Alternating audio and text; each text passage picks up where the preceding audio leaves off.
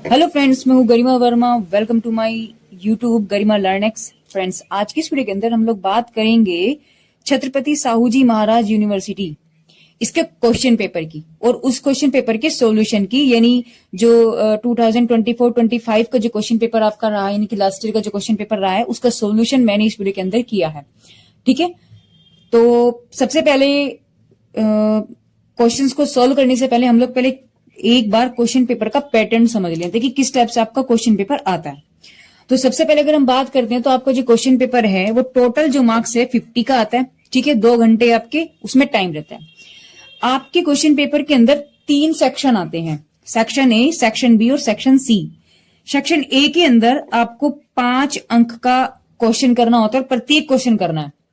अच्छा, short question आपके में आते नहीं है, सॉरी वेरी शॉर्ट क्वेश्चन नहीं आते आपके यूनिवर्सिटी के अंदर। जो मैंने देखा है वो section A, section B, section C के अंदर सेक्शन ए में आपके पास शॉर्ट क्वेश्चन आएंगे, यानी लघु उत्तरीय प्रश्न, और सेक्शन बी और सी दोनों में ही आपके लॉन्ग क्वेश्चंस बनते हैं। जो मैंने आपका क्वेश्चन पेपर देखा है उससे मुझे यही समझ में आता है कि दोनों सेक्शंस में आपका दीर्घ उत्तरीय प्रश्न आते हैं, यानी लॉन्ग क्वेश्चंस बनते हैं।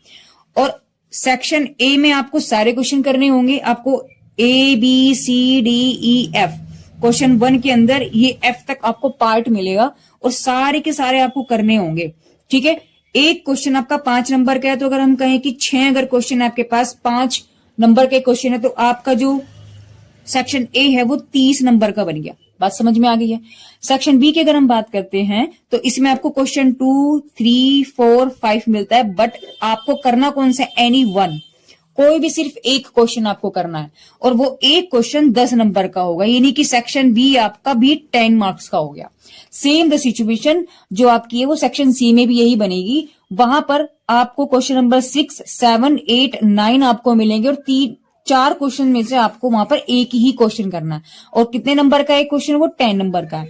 इसका मतलब अगर हम देखें तो सेक्शन ए आपका 30 मार्क्स का है, सेक्शन बी आपका 10 मार्क्स का है और सेक्शन सी भी आपका 10 मार्क्स का है। तो 30 + 10 + 10 = 50 मार्क्स। क्लियर है बात?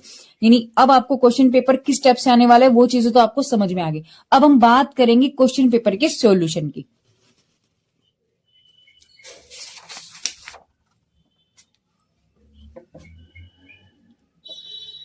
देखो, सेक्शन ए के अंदर जो क्वेश्चन नंबर ए का जो ए पार्ट है, सारे क्वेश्चन करने हैं सेक्शन ए के अंदर। तो वो क्या कहता है, वो कहता है कि यदि रेखा -3 और 1 बिंदु तथा 3 और -1 से होकर के जाती है तो इसका समीकरण आपको बताना है। किसका बताना है? रेखा का समीकरण, यानी कि लाइन इक्वेशन आपको बतानी है।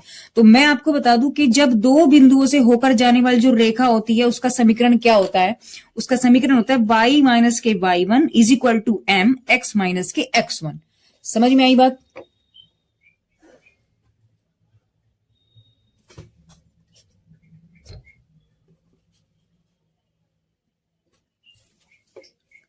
जहां पर m क्या होती है आपका? m होता है आपका स्लोप, यानी कि प्रवणता हम उसको कहते हैं। प्रवणता के निकालने का क्या तरीका होता है? y2 - y1 / x2 - x1।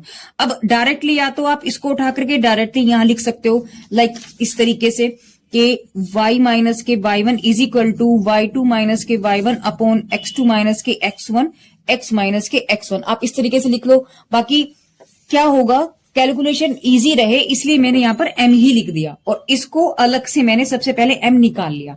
जब हम लोग यहां से m निकालेंगे तो कैसे करेंगे? देखो, हमें कुछ नहीं करना है, सिर्फ क्या करना है, पहले हम लोग m निकालेंगे, यानी कि स्लोप निकालेंगे। हम क्या निकालेंगे? स्लोप। स्लोप का मतलब क्या होता है कि ये स्लोप क्या है, पहले उसको भी समझ लेते हैं। देखो, जो आपके पास एक्सिस होता है ना, मैं एक सॉरी रफ में बताती हूँ, ये आपके पास एक्सिस होता है, ये एक्स एक्सिस है, ये वाई एक्सिस है। क्लियर है? यहां आपके पास 0 0 पॉइंट होता है। तो स्लोप क्या है? कोई लाइन कैसे जा रही है, कोई लाइन ऐसे जा रही है, कोई लाइन ऐसे जा रही है। तो स्लोप का मतलब होता है, यानी जो प्रवणता होती है वो अपने अक्ष से उसका झुकाव क्या है, वो झुकाव को हम कहते हैं प्रवणता, यानी कि स्लोप। बात समझ में आई है? जैसे ये वाली लाइन है, तो अगर मैं कहूं तो इसका स्लोप कितना है एक्स एक्सिस से, हम एक्स एक्सिस से ही उसको मेजर करते हैं हमेशा से, तो ये जो थीटा होता है, समझ में आया? यानी कि जो उसका झुकाव है एक्सिस से, उसका जो झुकाव है उसी को हम प्रवणता कहते हैं। तो प्रवणता निकालने का क्या तरीका होता है कि जो हमें जो दोनों पॉइंट्स गिवन होते हैं उन पॉइंट्स को उठा करके इस फॉर्मूले में रख दो, y2 - y1 / x2 - के x1। प्रवणता निकल जाएगी आपकी। और जब आपकी प्रवणता निकल जाएगी फिर आपको क्या करना है? डायरेक्टली बस इस फॉर्मूले में उठा करके रखना है। अच्छा भाई क्वेश्चन आपके पास दिमाग में आ रहा होगा कि मैम ये x1 y1 हम कैसे कैसे किसको मान सकते हैं, तो भाई उससे कोई फर्क नहीं पड़ता। आप इसको x1 y1 मान लो, इसको आप x2 y2 मान लो, या आप चेंज भी कर सकते हो, इसको आप x1 y1 मान लो, इसको आप x2 y2 मान लो, तब भी कोई फर्क नहीं पड़ेगा, आपका आंसर सेम ही आने वाला है, ठीक है ना। तो यहां से मैंने इसको माना, यानी x1 y1 आपके पास -3 1 हो गया, x2 y2 आपके पास 3 -1 हो गया। उठा करके मैंने क्या निकाला, मैंने इसका स्लोप निकाल दिया, इस फॉर्मूले में उठा करके वैल्यू रख दी, ये आपका स्लोप आ गया। मैंने वैल्यू रखी y2 -y1, this is the y2 number is -1 and y1 is 1, तो -1, और क्योंकि यहाँ बीच में माइनस है तो माइनस ही हो गया, तो -1 हो गया, क्लियर है। नीचे क्या आपके पास वाइट x2 -x1, तो x2 क्या आपके पास 3, और यहाँ है माइनस, और x1 आपके पास क्या है -3, तो ये वाला माइनस ये माइनस इसको प्लस कर देगा, तो यहां पर आपके पास हो गया +3। तो जब आप कैलकुलेट करेंगे तो आपके पास m की वैल्यू -1/3 आ गई। बात यहां तक क्लियर हो गई है, कोई दिक्कत नहीं। अब उठा करके हमें क्या करना है, देखो फॉर्मूला ये है, रेखा का समीकरण निकालने का जो इक्वेशन ऑफ ए लाइन है उसका जो जनरल फॉर्मूला है वो है y - y1 = m x - x1। तो m तो आप इस फॉर्मूले से निकाल चुके हो, और x1 y1 आपने ये जो पॉइंट रखे थे वही यहां आप उठा करके रखेंगे। अच्छा एक चीज को ध्यान रखना है, अगर आपने x1 y1 इस पॉइंट को माना है इसके लिए, तो सेम वही पॉइंट आपको लाइन में भी उसी तरीके से रखने, कभी आप लाइन में उल्टा कर दो, नहीं, ऐसा नहीं करना है। दोनों में सिचुएशन एक ही होनी है। अगर आपने स्लोप में x1 y1 इस पॉइंट को माना है तो लाइन में भी आप x1 y1 उसी को मानोगे। तो यहां तक बात क्लियर हो गई। उठाओ स्लोप यहां रख दो और x1 y1 ये पॉइंट उठा करके यहां रख दो, तो ये बन जाएगा आपके पास इस तरीके से। तो y1 है, तो y1 के आपके पास -1 है, y1 के आपके पास 1 है, ये 1 है ना। m की वैल्यू -1/3 आ गया, x1 कितना आपके पास -, तो ये माइनस को क्या करेगा, देखो ये माइनस को क्या करेगा, प्लस कर देगा, तो इसने प्लस कर दिया, बस इसको उठाओ उधर ले जाओ, ले गई y - 1 एज इट इज है, कोई दिक्कत नहीं। इस माइनस को हमने एज इट इज रखा, इस माइनस को आप इसके अंदर ले जाओ, इस 3 के अंदर मल्टीप्लाई करो, तो 3y - 3 हो गया, यहां से -x - 3 हो गया। अब ये x y वाली टर्म एक तरफ ले जाओ, बाकी जितने भी आपके पास ये बचते हैं जो नंबर, उसका आप उठा करके एक तरफ ले जाओ। तो आप क्या करोगे, ये -x को उठा करके इधर ले आए, तो ये हो गया +kx, ये +3y ऑलरेडी यहाँ पे था ही, -3 ये, और ये इधर जाकर के ये वाला 3 इधर जाकर के +3 हो जाएगा, तो ये दोनों कैंसिल हो गए। तो आपके पास अभीष्ट इक्वेशन जो निकल के आई, अभीष्ट समीकरण आपका जो रेखा का निकल के आया वो आया है x + k3y = 0। आई होप इस टाइप को कोई भी क्वेश्चन अगर आपके पास आता है तो आप उसे इजिली कर पाएंगे, ठीक है। चलिए अब बी पार्ट की तरफ चलते हैं। बी पार्ट आपसे क्या कहता है, देखो बी कहता है कि यदि बिंदु A0 0B और 1 1 एक सीधी रेखा में, बात समझ में आई, यानी 3 पॉइंट दे दिए और 3 पॉइंट को उसने क्या बोला कि एक सीधी रेखा में है, 1 2 3 पॉइंट है, तीनों पॉइंट एक ही रेखा में है। जब ये एक ही रेखा में, अब एक बात यहां पे ध्यान रखें कि जब 3 पॉइंट होते हैं, 3 पॉइंट अगर हम कहीं भी रैंडमली अगर हम कहीं भी क्लिक करते हैं ना पॉइंट को, 3 पॉइंट, तो उनसे हमेशा एक ट्रायंगल ही बनेगा, यानी एक आपके पास एक एरिया उससे हमें हमेशा मिलेगा, और वो क्या बनेगा, वो ट्रायंगल का ही बनेगा, क्योंकि 3 बिंदुओं से तो हमेशा जो है ट्रायंगल ही बन सकता है, क्लियर है। लेकिन इसने क्या बोला है, इसने बोला है कि भैया वो सीधी रेखा में है तीनों पॉइंट्स, तो 1 2 3 तीनों के तीनों सीधी रेखा में है। तो अगर सीधी रेखा में भी पॉइंट्स हैं तो इसका मतलब क्या है कि वो ट्रायंगल तो बना नहीं रहे, और जब ट्रायंगल नहीं बन रहा तो कोई एरिया भी नहीं घिर रहा, कोई एरिया तो नहीं बन रहा ना, सिर्फ एक सिंपल लाइन है। जब एरिया नहीं बन रहा है तो ऐसी कंडीशन में क्या करना पड़ेगा, आपको ये चीज पता होनी चाहिए कि जब तीनों बिंदु एक ही रेखा पर होते हैं तो जब ट्रायंगल नहीं बनेगा इसका मतलब कोई एरिया नहीं घिर रहा है, कोई क्षेत्रफल आपके पास नहीं घेरा जा रहा है। जब क्षेत्रफल नहीं घेरा जा रहा है तो क्षेत्रफल कितना होगा, 0, एरिया कितना होगा, 0। तो ट्रायंगल का जो फॉर्मूला होता है आपका, ट्रायंगल का जो एरिया होता है, एरिया ऑफ ट्रायंगल, फॉर्मूला क्या होता है, बहुत सिंपल है, याद करने का तरीका भी मैं आपको साथ साथ बताती हूँ। क्या होता है कि 1/2 आप लिखेंगे, ठीक है ना। याद करने का तरीका उसका क्या है, देखिए वो इस तरीके से है, ट्रायंगल है तो ओबियसली आपके पास 3 पॉइंट्स होंगे, क्या होंगे, x1 y1 x2 y2 x3 y3, 3 point होंगे ना।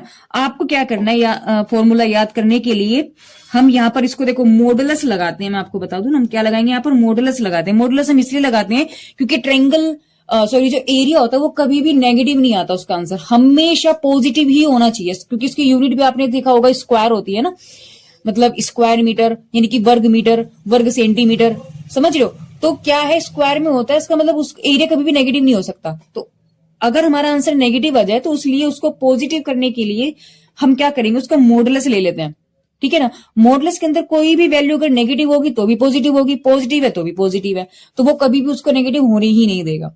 बात यहां तक समझ में आ गई है। अब हम लोग बात कर रहे थे इसके फॉर्मूलों को पहले लर्न करने की। तो लर्न करने के लिए सबसे अच्छा तरीका क्या है, 3 पॉइंट्स आपके पास है, वो कुछ भी हो सकते हैं, अभी हम क्वेश्चन की जब बात करेंगे, लेकिन फिलहाल हमें क्या करना है, हमें फॉर्मूला याद करना है, रटना नहीं है, समझना है। रटोगे तो भूल जाओगे, प्लस कहां था, माइनस कहां था, एक्स कहां था, y3 कहां था। सिर्फ आपको याद करने का पैटर्न भी साथ साथ में समझना है। मेरी कोशिश ये रहेगी कि आप इस क्वेश्चन पेपर के सॉल्यूशन के ही तरीके से, जो आपका 22 तारीख में भी जो एग्जाम है, दिसंबर की 22 तारीख में, आने वाली 22 तारीख में, तो मेरी कोशिश ये रहेगी कि इस क्वेश्चन पेपर के साथ साथ ही आपका जो बेसिक जो कुछ कमी रह भी गई होगी ना, वो मैं यहां पूरी कर सकूं, ठीक है ना। तो इससे रिलेटेड इसके जैसे भी अगर कोई क्वेश्चन आएंगे तो आप उसको इजीली सॉल्व कर पाएंगे। तो यहां पर अगर हम इसको देखें, इसका एरिया निकालने का जो फॉर्मूला होगा, तो 1/2 तो होना ही है, मॉडुलस लगाएंगे, फिर एक ब्रैकेट लगाएंगे। अब हमें क्या करना है, देखो x1 को लिखेंगे, प्लस करके x2 लिखेंगे, प्लस करके x3 लिखेंगे, फिर ब्रैकेट बंद करेंगे, बीच में लगाएंगे माइनस, फिर दूसरा ब्रैकेट स्टार्ट करना है। अब यहां हमने x1 को लिखा था, यहां लिखेंगे y1, फिर प्लस लगाएंगे y2, फिर प्लस लगाएंगे y3, ठीक है ना। ब्रैकेट बंद कर दो और मॉडुलस लगा दो, ठीक है। अब क्या रह गया, इसमें तो y रह गया, तो यहां x1 है, 1 के बाद देखो क्या आता है, 1, 1 के बाद 2, 2 के बाद 3, 3 के बाद फिर से 1 आता है, ये साइक्लिक होता है। बात समझ में आई। तो x1 है, अब यहां लिखेंगे y y y, क्लियर है। 1 के बाद आता है 2, 2 के बाद आता है 3, 3 के बाद आता है 1, बन गया फॉर्मूला, ठीक है। माइनस करेंगे, यहां y है तो यहां लिखेंगे x x x, यहां 1 है, यहां लिखेंगे 2, यहां 2 है, यहां लिखेंगे 3, 3 के बाद क्या आता है 1, बस हो गया फॉर्मूला। सिंपल सा था, कुछ भी नहीं था, ठीक है। तो याद हो गया आपको, प्रैक्टिस करेंगे हो जाएगा। तो ये आपके पास फॉर्मूला है। अब क्या करना है आपको, आपके पास 3 पॉइंट हैं, तो मैंने तीनों पॉइंट में इसको, पहले वाले पॉइंट को मैंने क्या मान लिया, देखो आपको 3 पॉइंट्स गिवन थे, a0 0b 1 1, तो मैंने a को क्या मान लिया, x11, दूसरे को मैंने x2 y2, और थर्ड हो गया x3 y3, ठीक है ना। तो तीनों पॉइंट्स आपके पास है, उठा करके वैल्यूज फॉर्मूले में लग दो और कुछ नहीं करना, बाकी सिंपल की सिंपल आपके पास कैलकुलेशन है।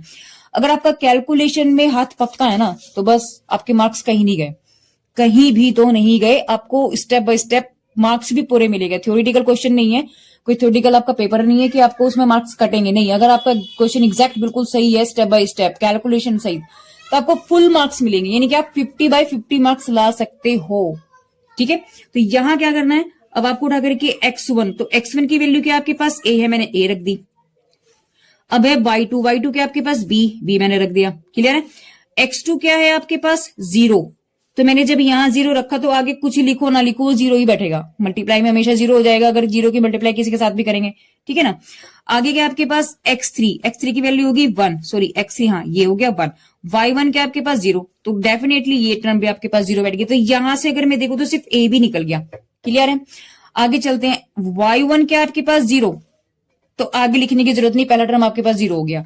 y2 कितना, ये आपके पास है b, तो आपने लिखा b, और x3 कितना है आपके पास, x3 हो गया ये रहा 1, तो b इंटू 1 हो गया, plus y3 is 1 and x1 is a, तो a 1 इंटू a, तो यहां से आपके पास ये 0 बन गया, ये बन गया b और ये बन गया a, तो क्या बन गया आपके पास a b माइनस, ये माइनस है, ब्रैकेट मैंने अभी खोला नहीं है क्योंकि माइनस बैठा है बाहर, और माइनस जो होता है वो डेंजर होता है, तो वो सब आपके अंदर की चीजों को हिला देता है, इसलिए वो ब्रैकेट उसका सुरक्षा कवच होता है।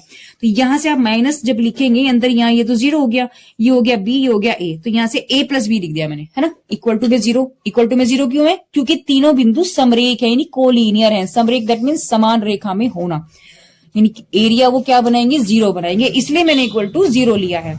इक्वेशन बनाना था तो मैंने इक्वल टू 0 लेना ही था। तो यहां से अब हमें इसे सिर्फ सोल्व करना है, माइनस, अब देखो इसको उठा करके सीधा ले जाओ तो 0 हो गया, खत्म हो गया। अब क्या है, ए बी है, ए बी सेम लिखा, ये मैंने सेम ऐसे लिखा। यहां से इस माइनस को चाहे आप इस पूरे को उठा करके इधर ले जाओ, तो मैंने इधर ले गए, ये प्लस हो गया, अब इसे पलट दो, इसे इधर लिख दिया, इसे इधर लिख दिया।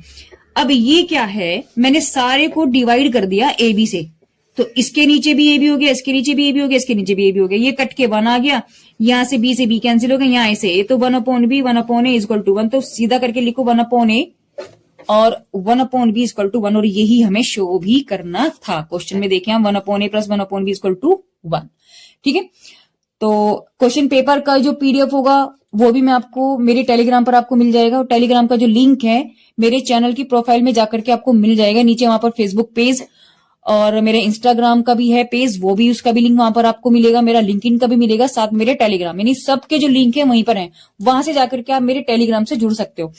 टेलीग्राम पे आपको ये सारा का सारा जो भी हम वीडियो बना रहे हैं इसका सारा पीडीएफ आपको वहां पे मिलेगा, बल्कि अब तक की जितनी भी वीडियोज हैं उन सबका पीडीएफ भी आपको वहां पर मिलेगा, ठीक है ना। तो चलिए अब हम लोग बात करेंगे क्वेश्चन नंबर इसके पार्ट यानी कि सी की, क्वेश्चन नंबर 1 का पार्ट सी। इसने क्या बोला आपको, ये डिटर्मिनेट दिया यानी कि सारणिक, बहुत इंपॉर्टेंट चैप्टर है।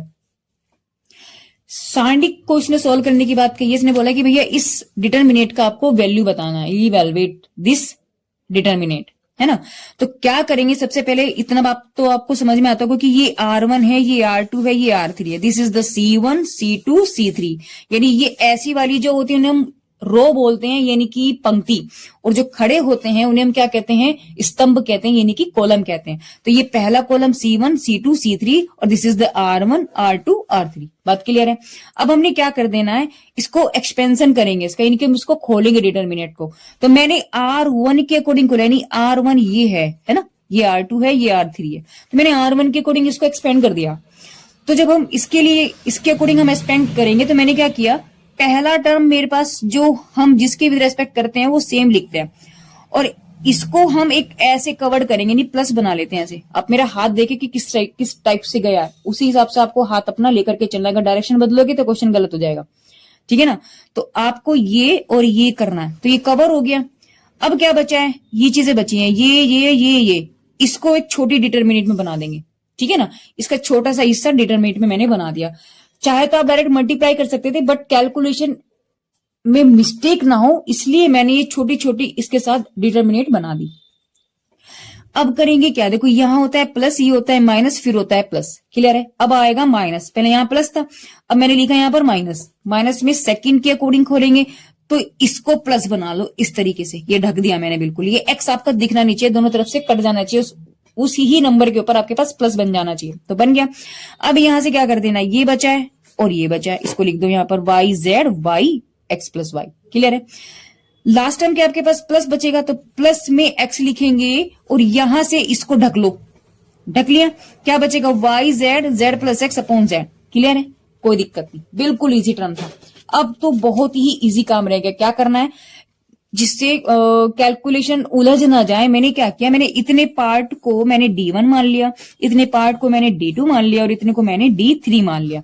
अब हम एक एक D1 D2 D3 को हम लोग सोल्व करेंगे, ठीक है ना। तो जब हम लोग सोल्व करेंगे उससे पहले मैंने क्या किया, जो जिसको मैंने माना था, मैंने यहाँ डेल्टा का मतलब यही होता है इसको एक्सपेंड करना। तो डेल्टा इज इक्वल टू मैंने क्या लिखा, इसको मैंने D1 माना है, मैंने यहाँ D1 लिख दिया।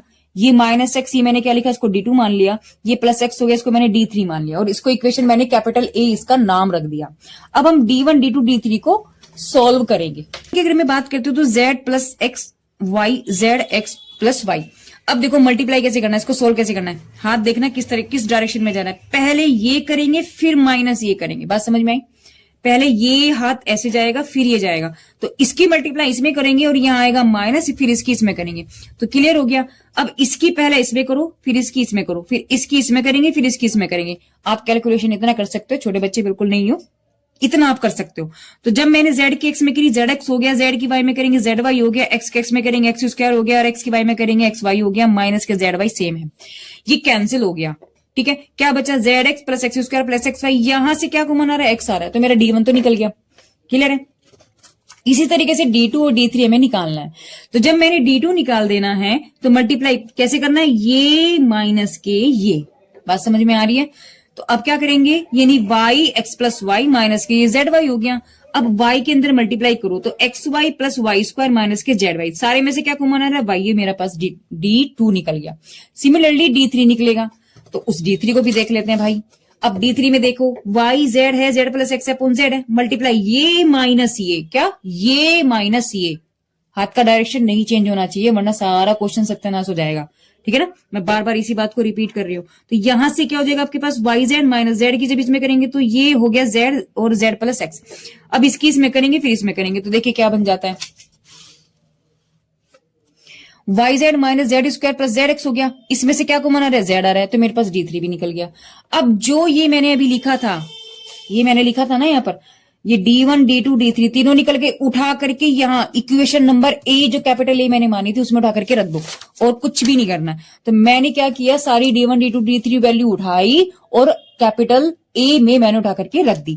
तो यहां आपके पास क्या हो गया, देखो देखो जी, y प्लस जेड था और D1 आपके पास क्या निकल के आया था, ये रहा D1 है आपके पास x प्लस वाई जेड। तो ये तो आपके पास था ही, तो ये x यहां से आ गया और ये आ गया माइनस। अब देखो यहां पे क्या था, देखो x है, ठीक है ना, इसमें क्या है, x है, तो x तो ये है ही, और D2 में आपके पास ये y है यहां पर, और ये सेम पूरा ब्रैकेट है, ठीक है ना, तो ये D2 हो गया प्लस। अब देखो यहां पर क्या था, प्लस के x D3, तो x तो मेरे पास ये रहा और D3 z और ये पूरा ब्रैकेट, तो ये z हो गया, पूरा ब्रैकेट हो गया, क्लियर है। अब तो आपको क्या करना है, सारे में से अगर मैं देखूं तो देखो x कॉमन आ रहा है क्या, बिल्कुल आ रहा है जी, मैंने कॉमन ले लिया।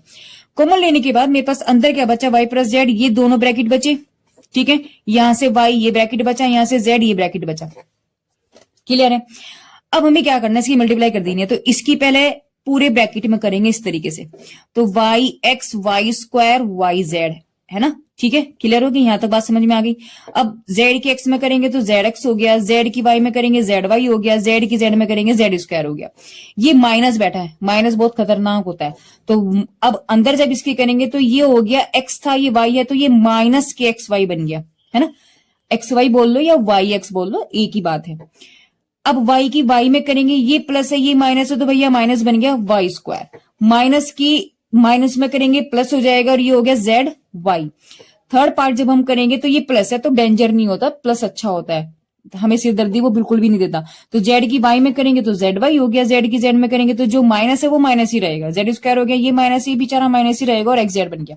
अब भैया देखो, जो जिससे कट रहा हो ना काट दो और जो बचेगा उसे लिख दो। तो यहां से मैंने देखा एक्स वाई से तो ये एक्स वाई कैंसिल हो गया, वाई स्क्वायर से वाई स्क्वायर कैंसिल हो गया, जेड एक्स से जेड एक्स कैंसिल हो गया, जेड स्क्वायर से जेड स्क्वायर, क्या बचा, y z y z y z y z, कितने वाई जेड, 4 यानी कि 4, तो 4 वाई जेड आपके पास हो गया। मल्टीप्लाई करेंगे क्या हो जाएगा, 4x वाई जेड, बस, और यही इसका फाइनल आंसर है, क्लियर, बहुत ही इजी क्वेश्चन है, ठीक है। तो चलिए अब नेक्स्ट पार्ट की तरफ चलते हैं इसके। भाई इस क्वेश्चन को मैंने सोल्व करने की कोशिश की थी, बट यहां मिस्टेक आ जाती है, ये 4 स्क्वायर यहां नहीं है। अब पता नहीं है क्वेश्चन पेपर में कुछ ना कुछ मिस्टेक होगा, मैंने गूगल पे भी इसको सर्च किया था तो ये क्वेश्चन नहीं मिला। ये अगर हम इसके थ्रू उसको सोल्व करते हैं तो ये स्केलर बनता ही नहीं, तो इसने तो हमें शो करने की बात कही ना कि शो करो कि ये स्केलर मैट्रिक्स है, तो ये बनता ही नहीं, ये नोट बनता है, ठीक है। तो हालांकि टेंशन लेने की जरूरत नहीं है, ये अब जैसे भी होगा आपकी किसी यूनिवर्सिटी में आपको वो बता ही दी जाएगा, लेकिन फिलहाल इसका आंसर तो बैठता नहीं है, तो इसलिए मैंने इसको सोल्व भी नहीं किया।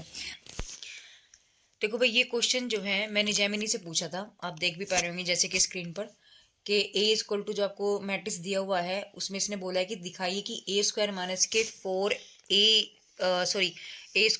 4 स्क्वायर ए जो है वो एक स्केलर मैट्रिक्स है, हमें ये शो करना है।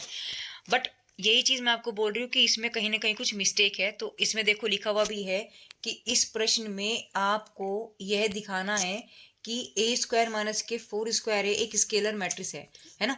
बट ये क्या है यहाँ पर रियल में, इसमें कुछ ना कुछ मिस्टेक है इसमें, बट नोट अगर आप देखेंगे तो इसमें कुछ ना कुछ मिस्टेक है, ये चीज आपको बता रहा है। अब ये क्या कह रहा है कि ये कह रहा है कि मैट्रिक्स ए स्क्वायर, देखो ये कह रहा है matrix A square minus 4 square A यानी कि ए स्क्वायर माइनस 16a, इसको हल करने पर ही मैट्रिक्स आपको स्केलर तो मिलेगा नहीं, लेकिन संभवतः अगर आप 16 की जगह 8a करते हो तो ये आपका जो है, देखो लिखा है ना कि मैट्रिक्स आपका स्केलर बन जाएगा। तो यही कह रहा है कि क्वेश्चन में कुछ ना कुछ मिस्टेक है, तो ठीक है। देखो पार्ट डी में क्या कह रहा है, उसने बोला कि सीधी कीजिए फलन sine 1 plus x 1 plus cos x x equal to pi by 3 पर आपको उच्चिष्ट दिखाना है, ठीक है। यानी ये मैक्सिमा मिनिमा का क्वेश्चन है। देखो मैक्सिमा मिनिमा के लिए हम लोग क्या करते हैं, जो हमें फंक्शन गिवन होता है ना उसको हम एफ एक्स के इक्वल टू लिखेंगे पहली बात को। फिर उसके बाद हम लोग क्या करते हैं, सबसे पहले एक बार डिफरेंशिएट करेंगे जो भी कुछ आएगा, देन हम लोग क्या करते हैं, नेक्स्ट स्टेप हमारे पास क्या होता है, हम दूसरी बार भी उसका डिफरेंशिएशन करते हैं। अब हम लोग क्या करेंगे, यहां से 2 बार डिफरेंशिएशन करने के बाद में हम लोग क्या करते हैं, एक बार जो डिफरेंशिएशन किया था उसको इक्वल टू 0 रखते हैं और वहां से एक्स की वैल्यूज को निकाल लेते हैं। एक्स की वैल्यू कुछ भी आएगी, अगर वो स्क्वायर में आता है तो आपके पास 2 वैल्यू आएगी, अगर वो क्यूबिक इक्वेशन आती है तो वो 3 वैल्यू देगा, है ना। ये बात आप समझ सकते हो। तो यहां से आपको एक्स की वैल्यूज निकल जाएगी, एक्स वाई जेड कुछ भी जो भी निकल के आएगी। अब आपको क्या करना है, एक्स की वैल्यू सपोज करो ए आई है तो आप एक्स बराबर ए उठा करके रखेंगे और एफ डैश में चेक करेंगे। अब इस ए को उठा करके हम लोग क्या करेंगे, एफ डैश एक्स में रखेंगे। अब एफ डैश एक्स जो आएगा या तो 0 से छोटा आएगा या 0 से बड़ा आएगा या फिर इक्वल टू 0 आएगा। 3 कंडीशन आपके पास बन सकती हैं। अगर 0 से छोटा होगा इसका मतलब नेगेटिव है, 0 से बड़ा होगा तो पॉजिटिव है, और अगर इक्वल टू 0 तो वो 0 है ही। तो अगर आपके पास नेगेटिव होता है तो फंक्शन क्या बनता है आपके पास, वो बनता है कि भैया नेगेटिव है तो वो मैक्सिमम बनेगा, यानी उचिष्ट होगा, है ना। इस एक्स बराबर ए पर यानी जिस पॉइंट पर भी आएगा, वो जिस पॉइंट पर भी हम लोग चेक करेंगे, ये वैल्यू उठा करके हम यहाँ एक्स की जगह रखेंगे, ठीक है ना। तो यहां से अगर मेरे पास पॉजिटिव आता है तो वो मिनिमम होगा, यानी कि निम्निष्ट होगा, और अगर वो इक्वल टू 0 वैल्यू 0 ही दे देता है तो हम क्या कहेंगे उसे कि ना तो वो उचिष्ट है ना ही वो निम्निष्ट है, वो डाउटफुल में रहता है। तो ये इसका समरी बन करके आती है। तो ये पैटर्न हमें इस क्वेश्चन में करना है। तो अगर मैं इस बात की करूं तो क्या करेंगे, सबसे पहले देखो फंक्शन को लिखा मैंने एफ एक्स के इक्वल टू, फिर मैंने एक बार डिफरेंशिएट किया। अब अगर आपको याद हो डिफरेंशिएशन में साइन एक्स का डिफरेंशिएशन क्या होगा वो भी पढ़ते हैं, लेकिन पहले मैं बता दूं कि ये प्रोडक्ट रूल लग रहा है। यहाँ पर क्या लग रहा है, प्रोडक्ट रूल। अब प्रोडक्ट रूल क्या कहता है, वो ये कहता है कि डिफरेंशिएशन अगर हो रहा है 1 2 पार्ट अगर इनका प्रोडक्ट रूल है तो हम लोग क्या करते हैं, पहला सेम दूसरे का डिफरेंशिएशन प्लस दूसरा सेम पहले का डिफरेंशिएशन। बस ये रूल आपको याद होना चाहिए। अगर ये याद है तो आप इसको कर पाएंगे, ठीक है ना। तो क्योंकि इन्होंने ट्रिकोमेट्रिकल फंक्शन के अंदर ये हमें फंक्शन दिया है, ये एक आपके पास द्विघात समीकरण भी हो सकती थी, यानी क्वाड्रेटिक भी हो सकती थी, ये क्यूबिक इक्वेशन भी,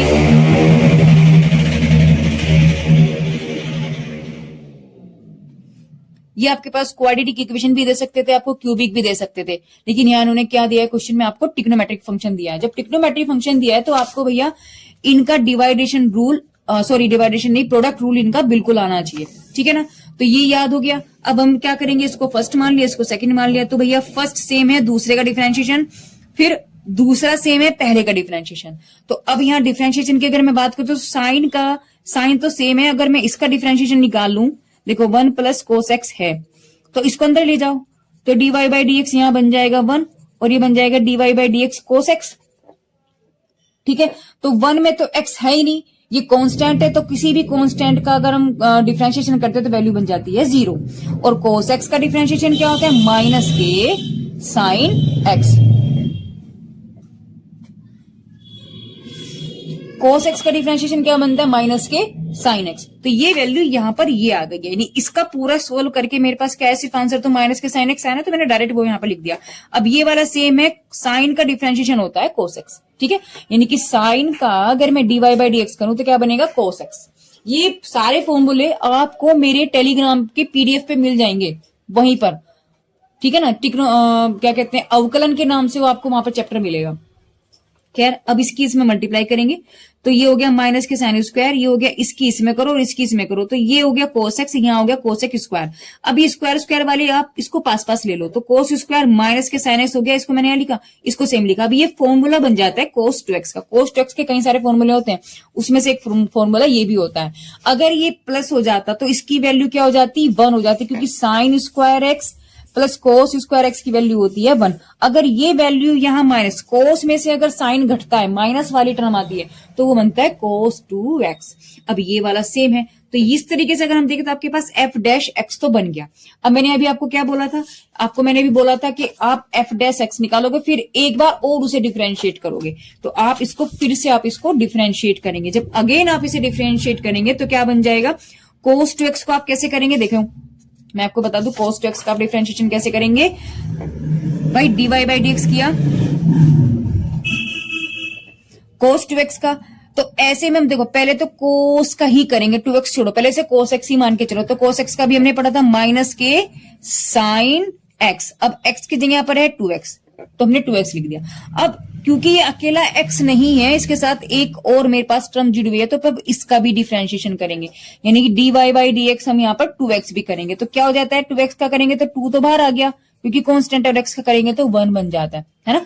तो यहाँ आ गया 2 इंटू 1, ये बन के आएगा। तो अगर मैं देखो तो ये 2 बना ना, तो 2 बस बाहर आ गया, तो 2 साइन 2x, तो यही मैंने यहां पर लिखा है माइनस के 2 साइन 2x। क्लियर है। कोस x का डायरेक्टली होता है माइनस के साइन x, ये ऊपर भी हम लोग कर चुके थे।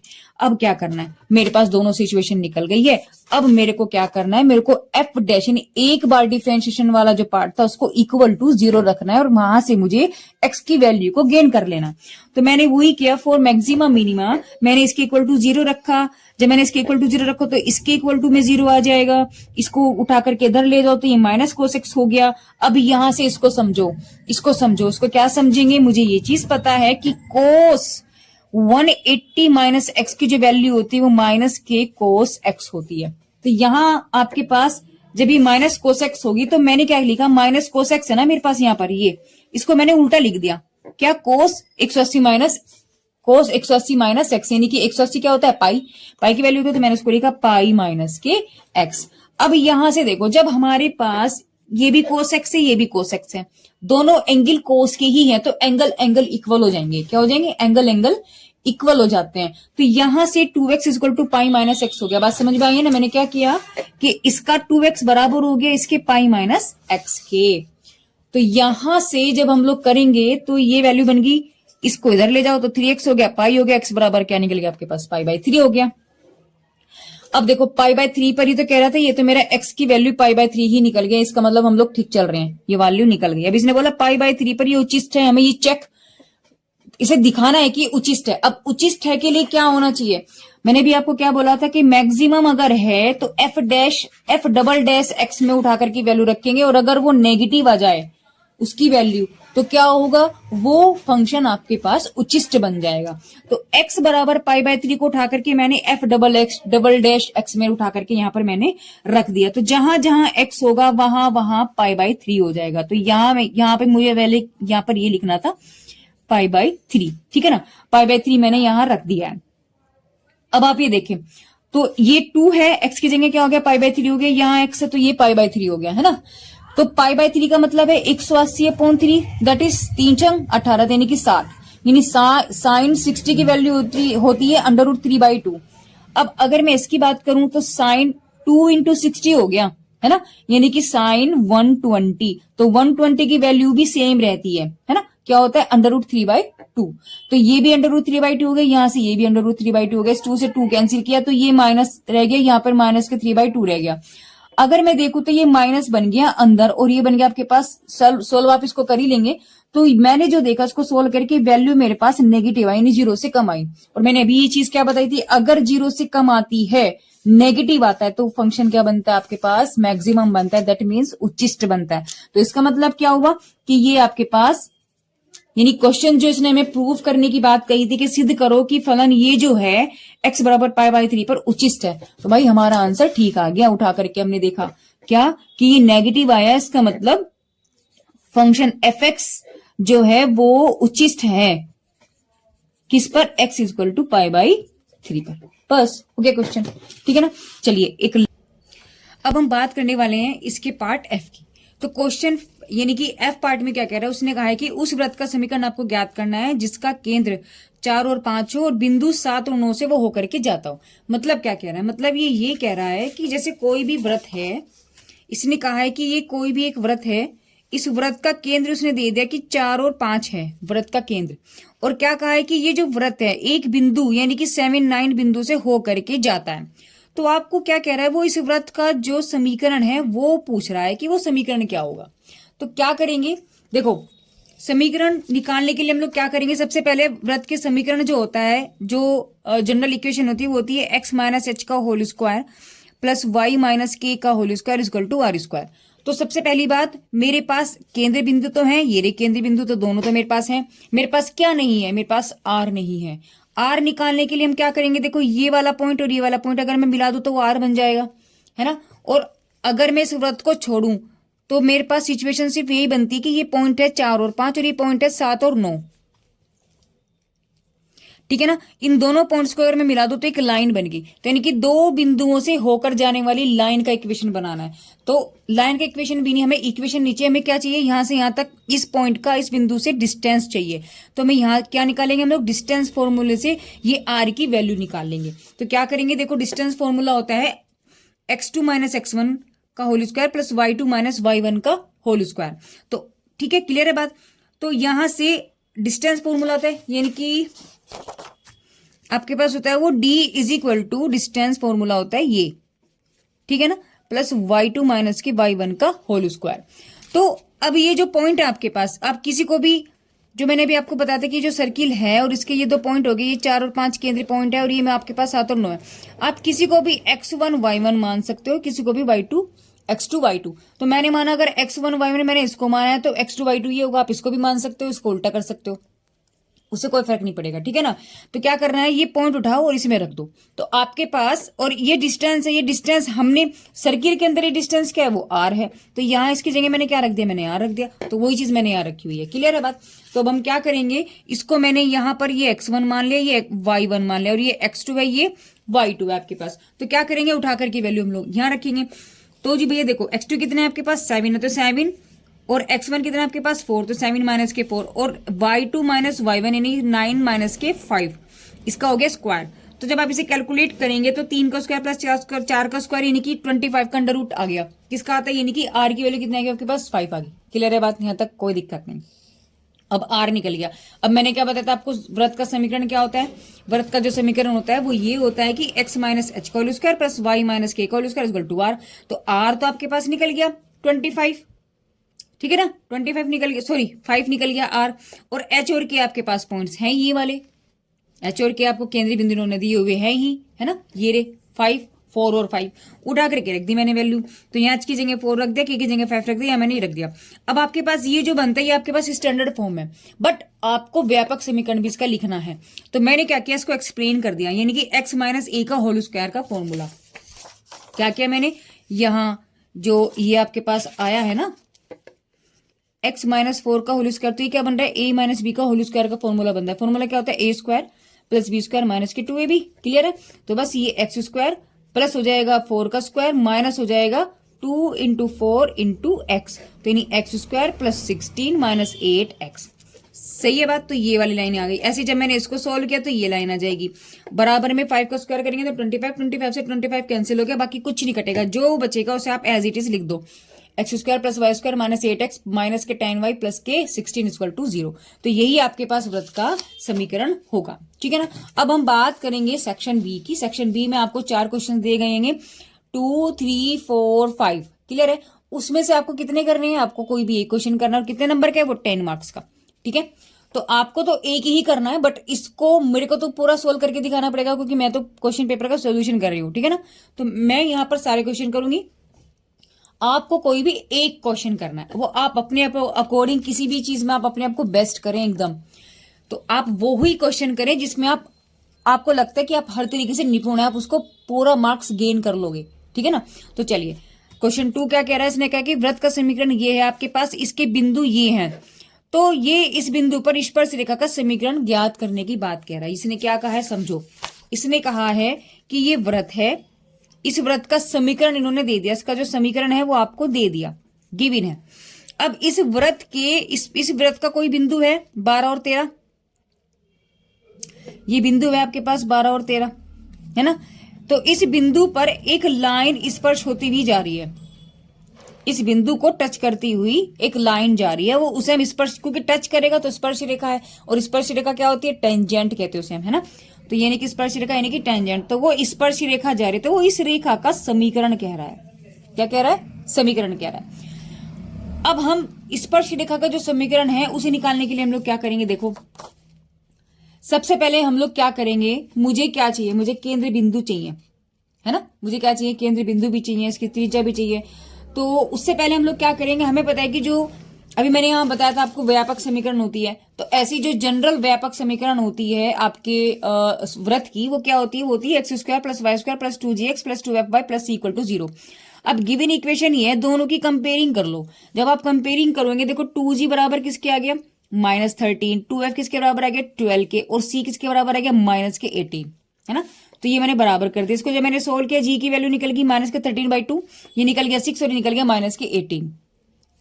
अब स्पर्श रेखा का जो समीकरण होता है जो किसी बिंदु से होकर के जाता है, वो ये होता है x(x1) + y(y1) + g(x) + k(x1) + f y + k y1 + c = 0। तो यहां से अगर आप देखो x1 y1 आपके पास क्या है, जो ऑलरेडी क्वेश्चन में इन्होंने पॉइंट दिया हुआ है, ये जो पॉइंट था, है ना, यानी कि जो मैंने भी बताया था, ये जो सर्किल है जिस पर ये टच होकर के जा रहा है, भाई ये लाइन इस पॉइंट को टच करे तो इसका मतलब क्या है कि ये आपके पास x1 y1 बनेंगे, ठीक है ना। तो ये आपके पास यहां से जो पॉइंट है ये x1 y1 है, तो आप यहाँ x1 y1 रख दोगे, यानी कि यहां आप रखोगे 12 और यहां रखोगे आप 13, ठीक है ना। g की वैल्यू ये निकल गई, x1 आपके पास 12 है ही, f की वैल्यू 6 निकल गई, y1 आपके पास 13 और c की वैल्यू ये निकल गई, और कुछ नहीं करना, ठीक है। तो वही चीज हम लोग करेंगे। देखो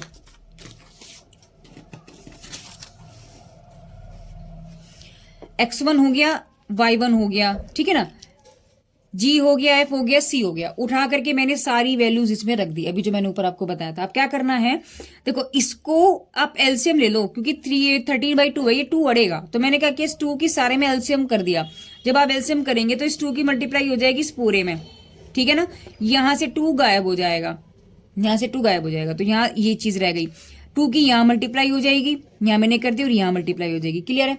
अब क्या करेंगे, इस 2 को अंदर ले जाओ, तो क्या हो गया 24, ये 26y हो गया, इसको अंदर ले जाओ तो 13x माइनस की 13 की 12 में करेंगे तो माइनस की 150 हो गया, 156, ये करेगा 12 हो गया, 12 की y में करेंगे 12y हो गया, 12 की 13 में करेंगे 156 हो गया, माइनस के 36, ये कैंसिल हो गया। अब जो देखो क्या बच रहा है, x को ले लो, तो 24x माइनस के 13x क्या हो गया 11x हो गया, 26y प्लस के 12y इज इक्वल टू 38 हो गया, और माइनस के 36 आपके पास सेम है। तो यही आपके पास क्या निकलेगा, ये स्पर्श रेखा का समीकरण होगा, क्लियर है।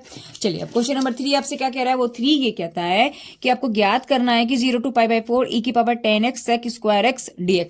ऐसे क्वेश्चन को आप क्या करोगे, देखो समाकलन का क्वेश्चन है ये, है ना, इंटीग्रल का है। ऐसे क्वेश्चन में हम लोग क्या करते हैं, ऐसे क्वेश्चन में हम लोग कंज्यूम करने मतलब क्या कहते हैं उसे, सपोज करते हैं, यानी कि हम लोग ये चीज देखते हैं कि देखो ये 10x है और ये sec स्क्वायर x है, तो मुझे ये दिमाग में आ जाना चाहिए कि भैया 10x का अगर मैं डिफरेंशिएशन करूं तो वो sec स्क्वायर x होता है। बात समझ में आई। ये आप देखो, आपको फॉर्मूले याद होने चाहिए, अगर फॉर्मूले आपको याद हैं, आपको मेथड आपको याद है, तो कोई भी कहीं पर भी प्रॉब्लम आपको नहीं मिलने वाली, ठीक है। तो क्या करेंगे, देखो 10x को मैं अगर t मान लूं, 10x को अगर मैं यहां पर t मान लूं तो क्या करेंगे, इसको t मान लो, इसका डिफरेंशिएट मैंने किया, ठीक है। तो जब डिफरेंशिएट करेंगे विद रेस्पेक्ट टू x, तो 10x हो गया, यहां t का हो गया d/dx। अब 10x का जो डिफरेंशिएशन होता है वो होता है sec स्क्वायर में, अभी मैंने आपको बताया है, तो ये तो बन गया आपके पास sec स्क्वायर x। अब t क्या है, t एक डिपेंडेंट वेरिएबल है x के लिए, तो अगर मैं डिफरेंशिएशन x का करती तो वैल्यू 1 बन जाती, तो जिस तरीके से हम डिफरेंशिएशन y का करते हैं ना, तो वो dy/dx बन जाता है, ऐसे ही यहाँ t का अगर हम करेंगे तो वो t बना देगा, तो ये बनेगा dt/dx, ठीक है ना। इस x को उधर ले जाओ dx को, तो आपके पास बन गया dt इज इक्वल टू ये, तो ये पूरा वैल्यू क्या बन गया आपके पास, dt बन गया, और ये क्या आपके पास t बन गया, तो क्वेश्चन ही आपका कन्वर्ट हो जाएगा।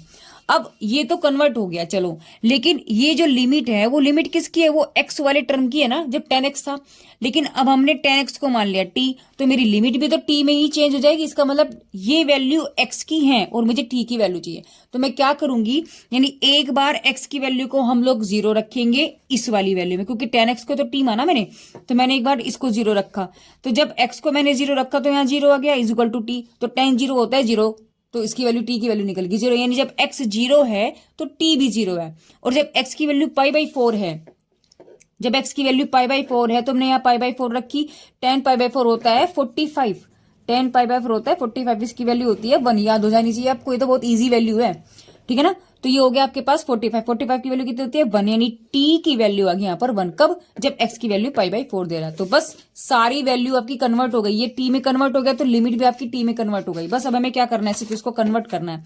तो जब हम कन्वर्ट करेंगे तो क्या हो जाएगा, देखो ये क्वेश्चन था, तो इस 0 की जगह 0 आ गया, इसकी जगह मेरे पास 1 आ गया, इसको मैंने t मान लिया, और ये पूरा का पूरा dt बन गया, बस हो गया क्वेश्चन। अब आपको याद होना चाहिए कि e की पावर x का जो इंटीग्रल होता है वो e की पावर x ही होता है, ठीक है, तो क्या हो जाएगा, यानी e की पावर x को सेम ही रह जाएगा। यहाँ x था तो x था, यहाँ t है, देखो t है तो सेम है, कोई प्रॉब्लम नहीं है, तो ये e की पावर t ही बनेगा। लिमिट भी t की थी, तो लिमिट को जब हम कैसे रखते हैं, ये होती है अपर लिमिट, ये होती है लोअर लिमिट। तो अपर लिमिट माइनस के लोअर लिमिट होती है। तो अपर लिमिट होगी आपके पास 1, तो मैंने t बराबर पहले रखा है, यहाँ t बराबर मैंने रखा है यहाँ 1, और यहाँ मैंने t बराबर रखा 0। तो जब t बराबर 1 रखेंगे, e की पावर 1 हो जाएगा, माइनस e की पावर हो जाएगी 0। अब किसी की भी पावर 0, अगर x की पावर 0 है, e की पावर 0 है, 1 की पावर 0 है ना, या b की पावर 0 है, या t की पावर 0 है, इन सब की वैल्यू क्या होगी 1। यानी किसी की भी पावर अगर 0 होती है, वैल्यू हमेशा 1 देता है। तो ज्यादा टेंशन नहीं लेने का, सिर्फ 1 वैल्यू रख देने का। तो ये वैल्यू क्या बन गई 1, बस e की पावर 1 का मतलब e की पावर होता है, तो वैल्यू क्या बन गई e माइनस के 1। बहुत इजी क्वेश्चन आते हैं, सिर्फ आपकी प्रैक्टिस का सबसे बड़ा इशू रहता है, ठीक है ना। चलिए क्वेश्चन नंबर 4 क्या कह रहा है, वो 4 ही कह रहा है कि आपके पास कोई वक्र है, कर्व है। वो कर्व क्या कह रहा है, वो कर्व जो है उसका y बराबर 0 से लेकर के y बराबर 5 तक का जो एरिया बन रहा है, उसका क्षेत्रफल बताओ। अब ये सपोज करो ये एक कर्व है, मैंने माना इस तरीके का कोई कर्व है, कुछ भी है ना। ऐसी कंडीशन में आपके पास फॉर्मूला नहीं होता, इसका जो वक्र बनेगा वो कुछ डिफरेंट बनेगा, मतलब कुछ इस टाइप से ही आप समझ सकते हो कि ऐसा कुछ डिफरेंट बनेगा। तो जब भी कुछ डिफरेंट होता है ना, वहां हम लोग क्या करते हैं, ऐसे में हम लोग पूरे एरिया का, जब मुझे इसने बोला है कि 0 से लेके 5 तक का निकालना है, सपोज करो 0 से लेके 5 यहां से यहां तक पूरा बन रहा है ये, तो ये पूरा का पूरा 0 से लेके 5 तक के बीच में है। अगर इसका मुझे टोटल एरिया निकालना है, तो ऐसे में हम लोग इंटीग्रल निकालते हैं। क्या निकालते हैं, इंटीग्रल निकालते हैं। तो इंटीग्रल निकालने के लिए हम लोग यहाँ, मतलब हम लोग इंटीग्रल निकालेंगे, और सबसे बड़ी बात है कि y मेरे पास जो दिया है x² माइनस के 4, लेकिन इन्होंने लिमिट मुझे y की दी है। जब हम लोग इंटीग्रल निकालेंगे तो यहां आएगा x dy, समझ में आया, क्या आएगा x dy, क्योंकि लिमिट तो मुझे y की दी है ना, y बराबर 0 से लेकर के 5 की पूछी है, ठीक है। तो क्या करेंगे, देखो मैं यहां y नहीं रख सकती, क्योंकि y की वैल्यू तो ये है x में है ना, समझे हो। अब लेकिन लिमिट इन्होंने y की दी है, तो यहां क्या आएगा, यहां आपके पास x आएगा। क्या आएगा यहां पर आपके पास, यहां आपके पास आएगा x, तो आप यहां रखेंगे x। तो जब x होगा तो यहां से आपको पहले x की वैल्यू निकालनी पड़ेगी, यानी इस x को y में कन्वर्ट करना पड़ेगा, क्योंकि लिमिट आपके पास y की है, x की नहीं। तो जब आप इसको कन्वर्ट करोगे, देखो यहां से आप क्या करोगे, देखो इसको ही उठा करके इधर ले आओ, तो x² = y + 4 हो गया, इसको अंडर रूट ले लिया, यानी कि y + 4 का 1/2 आ गया। तो ये आपके पास x की वैल्यू होगी, यहां x की वैल्यू उठा करके रख दो, तो ये रख दी। अब इसका इंटीग्रल देखो कैसे निकालेंगे। आपको ये चीज पता होनी चाहिए कि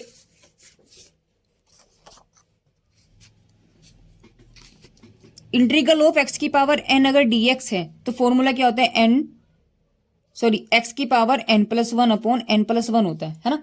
तो यहां पर ये पूरा का पूरा x ही तो है, तो इस पूरे की जगह, ये x की जगह ये पूरा का पूरा है, और n की वैल्यू क्या रख रहा है यहाँ पर 1/2, तो इसकी जगह तो ये पूरी वैल्यू रख दो, तो यानी y + के 4 आ गया, ठीक है ना। और n की जगह क्या आपके पास 1/2 है, तो यहाँ क्या आ जाएगा 1/2 + 1, 1/2 + 1, देखो वही चीज मैंने यहां पर की है, ठीक है ना, 1/2 + 1। अब देखो 1/2 में +1 करेंगे तो क्या बन जाएगा आपके पास, ये बन जाएगा 3/2। बात समझ में आ रही है। तो ये वही चीज हुई है, यानी यहां हमने क्या किया है, इंटीग्रल किया है इसका।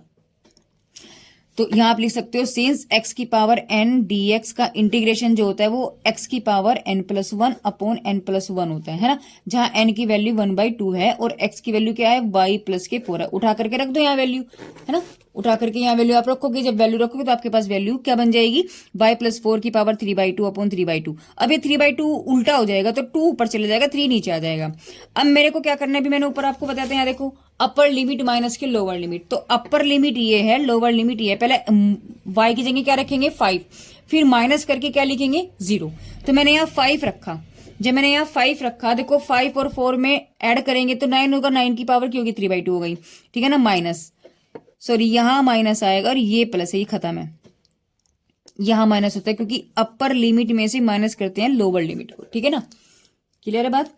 तो चलिए अब यहां जब मैंने 0 रखा तो वैल्यू सिर्फ क्या बची, 4 बची, तो 4 की पावर 3/2 हो गया। अब इसको देखो सोल्व कैसे करते हैं।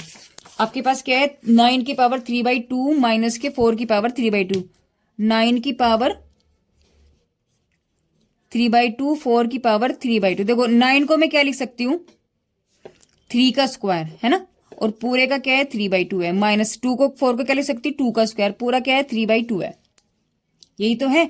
अब मैंने क्या कर देना, देखो ये ब्रैकेट जो होते हैं इसका मतलब इनके बीच में मल्टीप्लाई होता है, मल्टीप्लाई होता है तो 2 से 2 कैंसिल हो गया, तो 3 की पावर 3 रहेगी, 2 की पावर 3 रहेगी, 3 की पावर 3 होती है 27, ही होता है 8।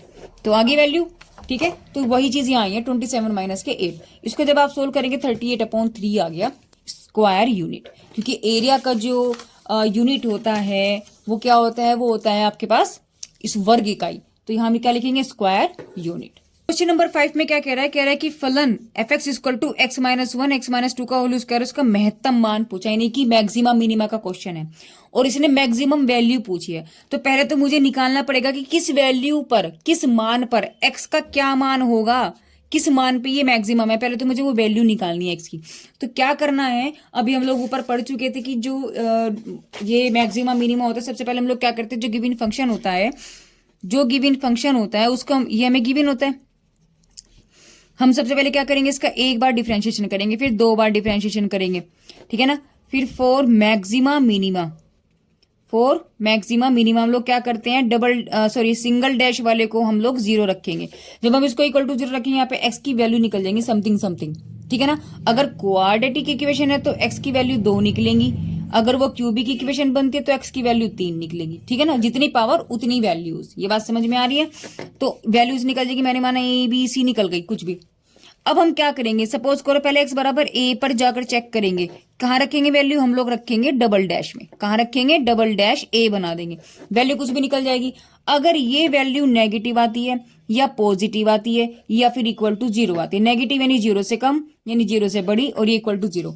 अगर नेगेटिव आती है तो फंक्शन बनता है मैक्सिमा, क्या बनता है, मैक्सिमा बनता है at x equal to a पर, यानी उस नंबर पर जिस पर भी हम वो वैल्यू निकाल रहे हैं। अगर वो पॉजिटिव आता है तो फंक्शन बनता है मिनिमम, मिनिमम का मतलब निम्निष्ट बनता है, मिनिमम का मतलब निम्निष्ट, निम्निष्ट हो गया, और मैक्सिमम का मतलब क्या हो गया, उच्चिष्ट हो गया, है ना। और अगर इक्वल टू 0 है तो वो डाउटफुल में रहता है, वो क्या रहता है, डाउटफुल रहता है। डाउटफुल का मतलब ना तो वो मैक्सिमम है ना ही वो मिनिमम है। तो मैं मैक्सिमम मिनिमा के लिए ये रूल तो याद होना चाहिए, उसी के बाद हम लोग मैक्सिमम मिनिमा का कुछ क्वेश्चन कर सकते हैं। तो ये फॉर्मूला याद हो गया, ये पैटर्न आपको याद है। अब हम ये याद है तो बस ये क्वेश्चन करेंगे। कैसे, फंक्शन आपको गिवन है, पहले इसको मैंने एक इक्वेशन बना लिया, तो इसके क्या करेंगे, इसमें इसकी मल्टीप्लाई छोड़ो, पहले तो इसका हमें क्या करना पड़ेगा, स्क्वायर खोलना पड़ेगा। तो हम लोग क्या करेंगे, देखो सिंपल सी बात है, पहले मैंने क्या किया है, पहले मैंने इसका स्क्वायर खोल दिया, तो x-1 हो गया, x स्क्वायर प्लस के 4 माइनस के 4x हो गया। अब इसकी इसमें मल्टीप्लाई कर दो, इसकी इसमें कर दो, इसकी इसमें कर दो, ठीक है ना। तो देखो ये टर्म बन गया, क्लियर है। अब -1 की सारे में कर दो, तो ये माइनस माइनस प्लस हो जाएगा, ये माइनस माइनस प्लस हो जाएगा। बात समझ में आ गई, क्लियर है। अब क्या करेंगे, देखो x³ हो गया, ये x स्क्वायर है, तो ये x³ है, कितने हो गए, 5x स्क्वायर हो गया, ये 4x 8x, और ये तो आपके पास जो क्वाड्रेटिक एक जो इक्वेशन बन के आई है वो ये बन के आई, यानी fx ये था बट अब ये बन गया, और ये क्या आपके पास क्यूबिक इक्वेशन है, यानी घात 3 है इसकी। जब 3 है तो इसका मतलब क्या है कि x की वैल्यू भी यहां पर आपके पास 3 आनी चाहिए, पर देखते हैं अभी क्या बनता है।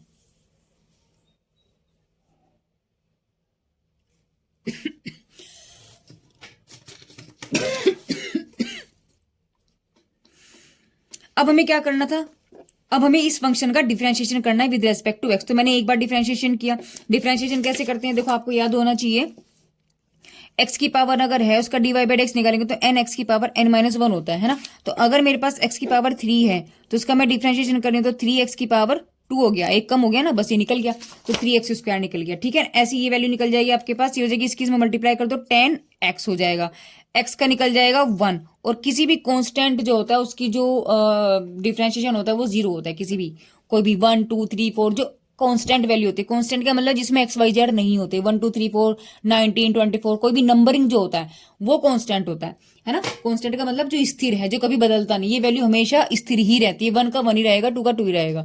x की जगह हम a ले सकते हैं, b ले सकते हैं, क ले सकते हैं, ख ले सकते हैं, है ना, कैपिटल ए ले सकते हैं, तो वो अनिश्चित है, वो अचर है, चर नहीं है, है ना। तो जो कांस्टेंट होता है उसका डिफरेंशिएशन हमेशा क्या होता है, 0 होता है, और x का होता है 1। तो ये तो हो गया 1 और ये हो गया 0, तो आपके पास क्या रहेगा ये। अब इसका फिर अगेन करना है, क्योंकि मैंने अभी आपको बताया है क्या करना है, 2 बार डिफरेंशिएशन, एक बार करेंगे फिर दूसरी बार करेंगे, फिर पहली बार वाले डिफरेंशिएशन के इक्वल टू में 0 रखेंगे, तो इसका फिर दोबारा करेंगे। तो जब इसका दोबारा करेंगे एक्स स्क्वायर का हो जाएगा 2x, समझ रहे हो, क्योंकि x की पावर n का क्या है, n, x की पावर n -1, तो n की वैल्यू जब अगर मैं 2 रखूं तो 2x हो गया, क्लियर है। तो ये 2x बन जाएगा, 2 की इस 3 में मल्टीप्लाई करेंगे तो 6x हो गया, ये कांस्टेंट है 0 हो गया, और ये x बन जाएगा 1, तो -10 हो गया। अब हमें क्या करना है, इसके इक्वल टू 0 रखना है फॉर मैक्सिमम मिनिमम, मैंने रखी। अब ये क्या क्वाड्रेटिक इक्वेशन, इसका मतलब x की वैल्यू 2 आएंगी, तो मैंने यहाँ क्वाड्रेटिक इक्वेशन की इसको मैंने सोल्व किया। अब देखो क्या करेंगे, 8 की ऐसा टर्म कि 3 की 8 में मल्टीप्लाई करेंगे, 3 अटे 24, तो 24 के ऐसे टुकड़े जिनका सम करके आपके पास 10 है, तो 6 चौक 24, मैंने सम कर दिया तो 10 आ गया, तो ये कर दिया। अब इसी में मल्टीप्लाई करेंगे, ये टर्म आ जाएगी, तो इन दोनों में से मैंने 3x कॉमन ले लिया, यहाँ से मैंने 4x कॉमन ले लिया, तो वैल्यू क्या बन गई ये, यानी आपके पास क्या बन जाएगा, ये देखो जरा, 3x - 4 x - 2 इक्वल टू 0, यानी x की वैल्यू 4/3 और 2 बन गया। अब एक बार हम 4/3 वैल्यू चेक करेंगे, फिर हम 2 चेक करेंगे। जब मैंने 4/3 रखा, और कहाँ रखेंगे, मैंने अभी क्या बोला था, डबल डैश में रखेंगे। कहाँ रखेंगे, देखो डबल डैश में रखेंगे, मैंने बोला था x बराबर है, कहाँ रखेंगे, डबल डैश में रखेंगे। तो डबल डैश वैल्यू कहाँ है आपके पास, ये रही 6x। तो जब इसमें मैंने उठा करके वैल्यू रखी, तो देखो x की वैल्यू कितनी है आपके पास, 4/3 है, तो 3 से 2 गया, तो 8 माइनस आ गया, यानी कि वैल्यू आ गई नेगेटिव। और अभी मैंने क्या बोला था, अगर आपके पास नेगेटिव आता है तो क्या बनता है, मैक्सिमम, यानी कि उच्चिष्टम। इसका मतलब x बराबर 4/3 पर वैल्यू क्या है, उच्चिष्ट है। बात समझ में आई। और उच्चिष्ट ही मान पूछा है इसने, महत्तम मान पूछा है। लेकिन अभी हम x बराबर 2 पर भी करते हैं, क्या पता x बराबर 2 पर भी उच्चिष्ट आ जाए। जब अगर इस पे भी उच्चिष्ट आए तो इसकी भी मान हमें निकालना पड़ेगा। बात समझ में आई। तो मैंने 2 रखा यहाँ, 12 - 10 हो गया, यानी कि पॉजिटिव आ गया। पॉजिटिव आ गया तो क्या बन गया, मिनिमम बन गया, यानी कि निम्निष्ट बन गया। क्या बन गया, निम्निष्ट, ये बन गया निम्निष्ट, यानी कि मिनिमम। तो अब हमें किसकी, सिर्फ हमें महत्तम मान निकालने, मैक्सिमम वैल्यू निकालनी है। तो मान निकालने के लिए x बराबर 4 वैल्यू रखेंगे, कहाँ, जो गिवन फंक्शन था, यानी यहां रख देंगे, वो मैक्सिमम मान होगा, क्योंकि इस पॉइंट पर मैक्सिमम है, इस पॉइंट पर मैक्सिमम है। तो इस पॉइंट से जो वैल्यू फंक्शन में रखने पर आएगी वो मैक्सिमम मान होगा। अगर वो निम्नतम मान लेता, निम्निष्ट मान लेता, तो मैं x बराबर 2 रखती। बात समझ में आई। तो क्या करेंगे हम लोग यहाँ पर, देखो, क्योंकि प्रश्न में क्या पूछा गया कि उचिष्ट मान पूछा गया, तो x बराबर 4/3 पर ये उचिष्ट है। तो मैंने क्या करा, fx में उठा करके वैल्यू रख दी, तो 4/3 रख दिया ये। अब इसको मैंने एलसीएम किया तो 1/3 हो गया, यहाँ मेरे पास आ गई -2/3 का होल स्क्वायर, इसका स्क्वायर करेंगे तो 4/9 हो गया। अब ये 4/9 है तो 4/27 निकल गया। तो बस यही आपके पास उचिष्ट मान होगा। अगर वो निम्निष्ट कहता तो मैं x बराबर 2 रखती, यहाँ इस x की जगह मैं क्या रखती, x बराबर, मैं यहाँ क्या रखती, 2 वैल्यू रखती। बात समझ में। और जो वैल्यू बन के आती है वो क्या होती है, वो निम्निष्ट मान हो जाता। बात समझ में आ रही है। मैक्सिमम के लिए जिस पॉइंट पर मैक्सिमम आया वो वैल्यू रखेंगे, मिनिमम के लिए जिस पॉइंट पर मिनिमम आएगा वो वैल्यू रखेंगे। ओके, चलिए अब करते हैं क्वेश्चन नंबर 6। देखो भाई, इस क्वेश्चन को मैंने गूगल पे सर्च किया। जब मैंने सर्च किया तो मुझे ये पाया गया कि इसका जो आपको क्वेश्चन दिया गया है, ये A inverse equal to A possible ही नहीं है। अगर यहाँ 1 1 1 होता तो ये वैल्यू आती, अगर यहाँ 1 से अलग यहाँ कुछ भी, अगर ये 2 2 2 होता तो यहाँ वैल्यू कुछ और आती। अब यहाँ 10 10 है तो यहाँ वैल्यू आपकी 1/100 बैठती है। ठीक है ना। मैं आपको दिखाती हूँ, अभी जस्ट पहले ये वाली वीडियो देखें आप। देखो फ्रेंड्स, मैंने ये क्वेश्चन गूगल पे डाला, गूगल से मैंने इसको पूछा। जब मैंने गूगल से इसको पूछा, देखो मैट्रिक्स सेम है कि A इक्वल टू 10 10 वाली मैट्रिक्स है, तो उसने सबसे पहले क्या निकाला, इसने A स्क्वायर निकाला। A स्क्वायर निकालने के बाद इसने निकाला इनवर्स। तो इनवर्स हम निकालेंगे, जब इनवर्स निकालेंगे तो देखो उसने 100 से इसमें दोनों और 1/100 से मल्टीप्लाई किया। आप इसका निष्कर्ष देखिएगा। अभी निष्कर्ष में आपके पास क्या आया, यानी A inverse equal to 1/100 A आया है। ठीक है ना। जबकि क्वेश्चन में इसने क्या दिया था, ए इनवर्स इक्वल टू ए आपको दिखाना था। तो इसने क्या बोला है कि दिए गए मैट्रिक्स में 10 होने के कारण A inverse equal to A तो हो ही नहीं सकता, बल्कि क्या होगा, बल्कि A inverse is equal to 1/100 ए होगा। यदि मैट्रिक्स में 10 की जगह 1 होता तो ये क्या कह रहा है, तो तब ए इनवर्स की वैल्यू आपकी सही ए हो जाती। लेकिन अभी क्या है, यहाँ पर आपके पास 10 दिया गया है। तो इसका मतलब क्या है कि ये जो क्वेश्चन है आपका, ये आपका गलत है। तो यही बात मैंने आपको बतानी है। तो भाई वीडियो देख लिया आपने, बात समझ में आ गई, क्लियर है। तो वीडियो में यही चीज आपको मैंने बताई है कि ये जो है क्वेश्चन मिस्टेक है, ठीक है ना। तो फिलहाल मैं इस क्वेश्चन को सोल्व करूंगी कि ये कैसे होगा। अगर इस टाइप का सपोज अगर यहाँ 10 नहीं होता तो आप कैसे सोल्व करते। तो देखो कैसे करेंगे। आपको पूछ रहा है इनवर्स। इनवर्स बराबर मुझे पता है, इनवर्स को क्या कहते हैं, व्युत्क्रम आव्यूह कहते हैं। इनवर्स किसके बराबर होता है, adjoint A upon determinant to A. Determinant क्या होता है, सांडिक, यानी कि जो मेरे पास आव्यूह दी हुई है उसका सांडिक मान निकालना। और एडजॉइंट ए का मतलब क्या होता है, सहखंडज आव्यूह, ठीक है ना। तो मुझे क्या निकालना है, पहले इसका डिटरमिनेट निकालना है, फिर मैं इसका सहखंडज वैल्यू व्यू निकालूंगी और फिर उसको हम डिवाइड कर देंगे, जो आंसर आएगा वो ए इनवर्स मेरा बन जाएगा। बात समझ में आ रही है।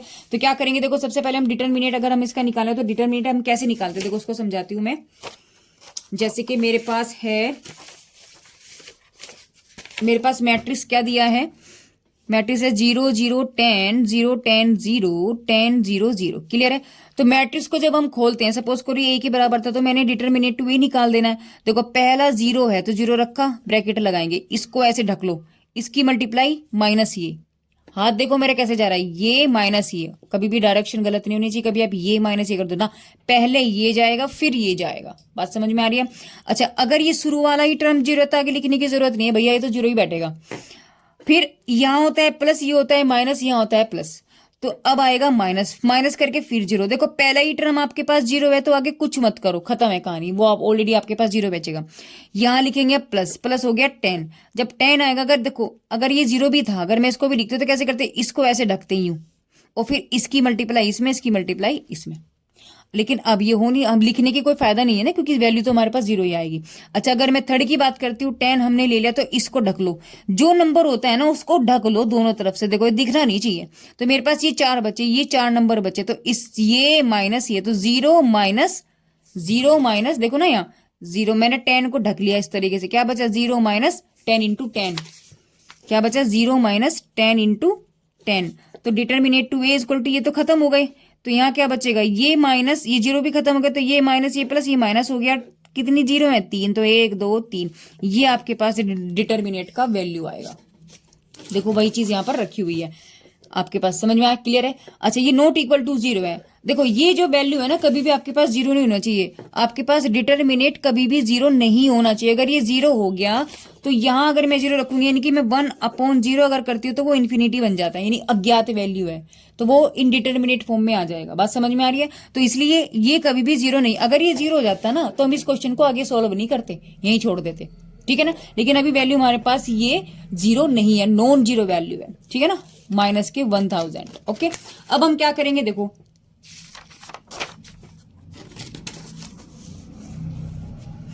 अब हमें क्या निकालने, सहखंडज आव्यूह निकालने, सहखंडज यानी कि कोफैक्टर। तो कोफैक्टर हम लोग कैसे निकालते हैं, देखो कोफैक्टर होते हैं A11 A12 A13 A21, है ना, A23 A31 A32 A33। बात समझ में आ रही है। यानी कि क्या होगा, यानी कि A11, अब ये A11 क्या होता है, देखो कैसे निकालेंगे A11 को, ये होता है रो, ये होता है कॉलम, ठीक है ना, यानी AIJ ऐसे होता है, ठीक है ना। तो आई होता है रो, ये होता है आपके पास कॉलम। तो अगर मेरे पास ये A11 लिखा है, अगर मेरे पास ये A11 लिखा है तो ये क्या कह रहा है आपसे कि पहली रो का पहला कॉलम, तो पहली रो का पहला कॉलम काट दिया मैंने, क्या बचा आपके पास 10 0 0 0 10 0 0 0, ठीक है। ऐसे ही हम लोग 1 2 निकालेंगे, यानी पहली रो का दूसरा कॉलम, पहली रो का दूसरा कॉलम, तो क्या बचा 0 10 और 0 0 0 10 और ये 0 0, ठीक है। 1 3 जब हम निकालेंगे तो ए क्या है, ये हो गया आपके पास रो, ये हो गया कॉलम, तो पहली रो का तीसरा कॉलम, यानी कि इसको हम ऐसे कवर करेंगे सेम, तो क्या बचेगा आपके पास 0 10 और 10 0, ठीक है, क्लियर हो गया यहां तक। अब देखो 2 1 कैसे होगा, 2 1 का मतलब है कि दूसरी रो का पहला कॉलम, 2 2 का मतलब है दूसरी रो का दूसरा कॉलम। तो दूसरी रो का पहला कॉलम अगर हम देखते हैं तो क्या निकल जाएगा, जरा देखें, दूसरी रो कौन सी है, ये है, इसका पहला कॉलम कौन सा है, ये वाला है, ठीक है ना। तो क्या बचेगा आपके पास, यानी कि ये तो घट गया, ये तो आएगा ही नहीं, आएगा नहीं, बिल्कुल भी नहीं आएगा, तो ये बचा ये बचा ये बचा और ये बचा, तो क्या है 2 1, दूसरी रो का पहला कॉलम, ठीक है। तो ये चारों बचेंगे आपके पास। तो क्या बचेगा आपके पास, देखें यहां, यानी कि 0 10 0 0, ठीक है ना। तो 0 10 0 0 ऐसे 2 2 में क्या हो जाएगा, प्लस बन जाएगा ये, और दूसरा कॉलम। तो चारों कोने बचेंगे आपके पास, यानी 0 10 10 0, है ना। तो 0 10 10 0, क्लियर है। ऐसे ही आपके पास 2 3 हो जाएगा। 2 3 में क्या है कि दूसरे कॉलम का तीसरा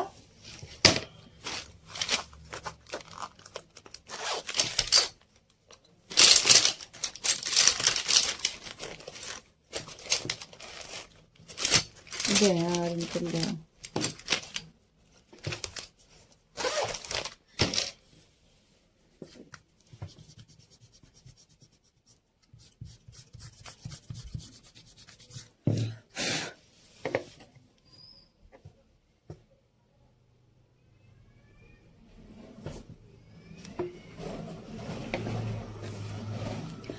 टू थ्री में भी सेम ऐसे करेंगे, क्या करेंगे कि दूसरा कॉलम, दूसरी रो का तीसरा कॉलम, तो दूसरी रो का तीसरा कॉलम ये गया, तो क्या बचेगा आपके पास 0 0 10 0, तो 0 0 10 0। ऐसे ही अब जब हम 3 1 करेंगे तो तीसरी रो तो बिल्कुल चली गई, पहली बार में ये वाला हटा दो तो ये बचेंगे, ठीक है ना। जब हम 3 2 का मतलब है तीसरी रो का दूसरा कॉलम, तो दूसरा कॉलम घटाएंगे ये जाएगा ऐसे, तो ये वाले बचेंगे, ठीक है। और जब ये है तो नीचे से लास्ट यानी कि तीसरी रो का तीसरा कॉलम, तो ये चारों बच जाएंगे, ठीक है।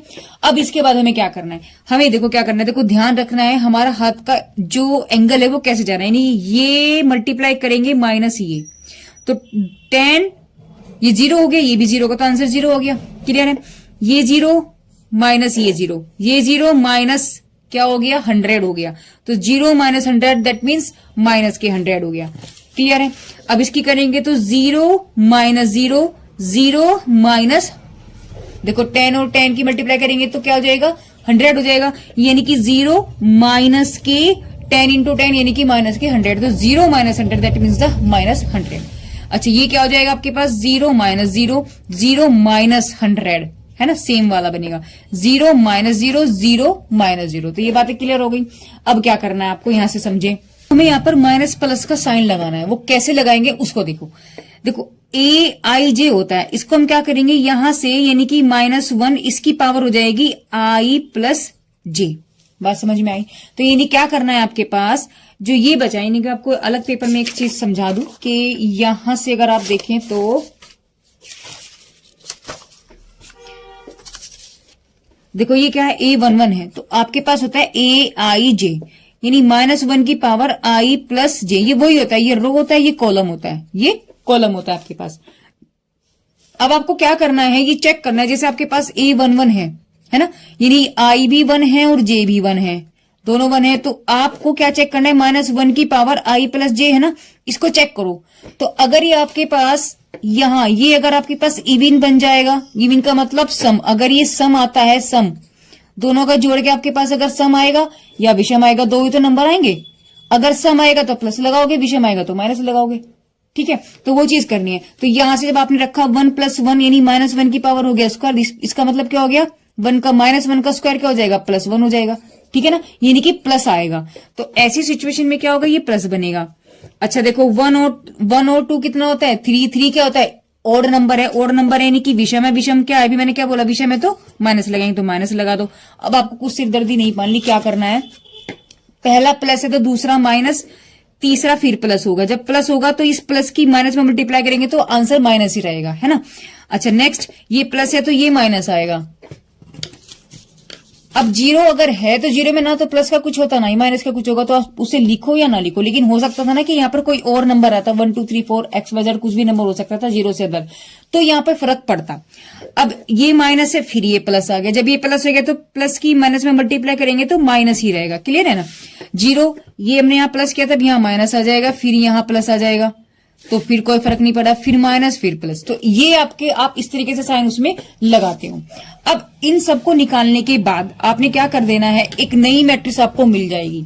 तो जो नई मैट्रिक्स होगी वो क्या होगी आपके पास A11 A12 A13 A21 A22 A23 A31 A32 A33, तो ये सारे वैल्यूज आपने ये निकाली ही हैं। अब इस B का आपको क्या करना है, इसका ये जो आपने नई मैट्रिक्स बना के आओगे, यानी कि ये सारे मान आपके पास ये आएंगे, पहले मैट्रिक्स कुछ और थी ना आपके पास, ये थी, ये वाली मैट्रिक्स आपके पास थी ए, इसका आपने एडजॉइंट निकाला है, यानी कि सहखंडज अवयव इसका निकाला है। जब आपने सहखंडज निकाला है तो आपके पास ये वैल्यूज निकलने के बाद आपके पास ये बनेगी बी। ए से क्या बनेगी, मैट्रिक्स बनेगी आपके पास बी। बी में एलिमेंट आप इस तरीके से रखेंगे, समझ रहे हो, यानी ये जो सारी वैल्यूज हमने निकाली है ना, ये सब उठा करके आपको यहां एडजस्ट करनी है। अब आपको क्या करना है, जो बी बन के आएगी उस बी का आप ट्रांसपोज करेंगे। ट्रांसपोज का मतलब यानी कि जो लाइन आपके पास जो रो है ना, रो 1, रो 2, रो 3, इसको कॉलम बना दो। ये कॉलम C1 बन गया, ये C2 बन गया और ये C3 बन गया। बात समझ में आ रही? अगर मैंने A11, A12, A13 लिखा था, इसको ऐसे लिख दो, A11, A2, A12, A13, तो सारी टर्म बदल गई। तो ये जो ट्रांसपोज बनता है इसी को हम एडजॉइंट ए कहते हैं, इसी को हम एडजॉइंट ए कहते हैं। तो एडजॉइंट ए आपके पास डायरेक्टली कहें तो ये बन गया, और इसमें आप ये सारे एलिमेंट उठाओ और रख दो। जब आप इसमें ये सारे एलिमेंट्स आप रखेंगे तो आपके पास क्या बन जाएगा, यानी अभी वो मैंने आपको बोला है कि जो बी का ट्रांसपोज होता है वो क्या बन गया, आपके पास एडजॉइंट ए बन गया। क्लियर है बात? तो आपके पास अब मैट्रिक्स क्या बन जाएगा, अगर मैं यहां से देखूं, ये रख के दिखाती हूं एक आपको।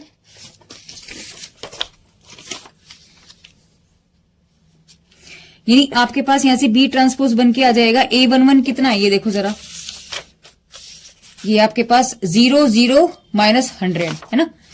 तो ये क्या हो गया आपके पास, यही रखते हैं चलो, ये 0 है, ये भी 0 है, ये -100 हो गया है ना। 21 कितना है आपके पास, 21 है आपके पास 0, -100, तो ये हो गया 0, -100, 0। क्लियर है? और ये कितना है, ये आपके पास -100 है, देखो ये रहा -100, ये रहा 3, 1, -100, और फिर यहां आ गया 0 और 0। तो अगर आप देखें तो आपके पास मैट्रिक्स यही बन जाएगा, ठीक है ना, बी का जो ट्रांसपोज होगा। अब मुझे निकालना था ए इनवर्स। पहली बात हमने बात की थी कि आपको ए इनवर्स निकालना है, आपको ए इनवर्स निकालना। तो क्या होता है, adjoint A upon determinant to A. Determinant हम लोग ये निकाल चुके थे, और एडजॉइंट ए अब हम लोग यहां ये निकाल चुके हैं, जो बी हमारे पास ट्रांसपोज आया है, यानी कि ये वाली मैट्रिक्स है ना। तो अब हमें क्या करना है, एडजॉइंट ए मैंने ये लिखा, ये आई एडजॉइंट ए, और नीचे क्या डिटर्मिनेट, डिटर्मिनेट की वैल्यू क्या थी आपके पास, -1000, ठीक है ना। तो यहां मैंने रख दिया। अब क्या करना है, इसको आप अंदर ले जाओ। जब आप इसको अंदर ले जाओगे ना,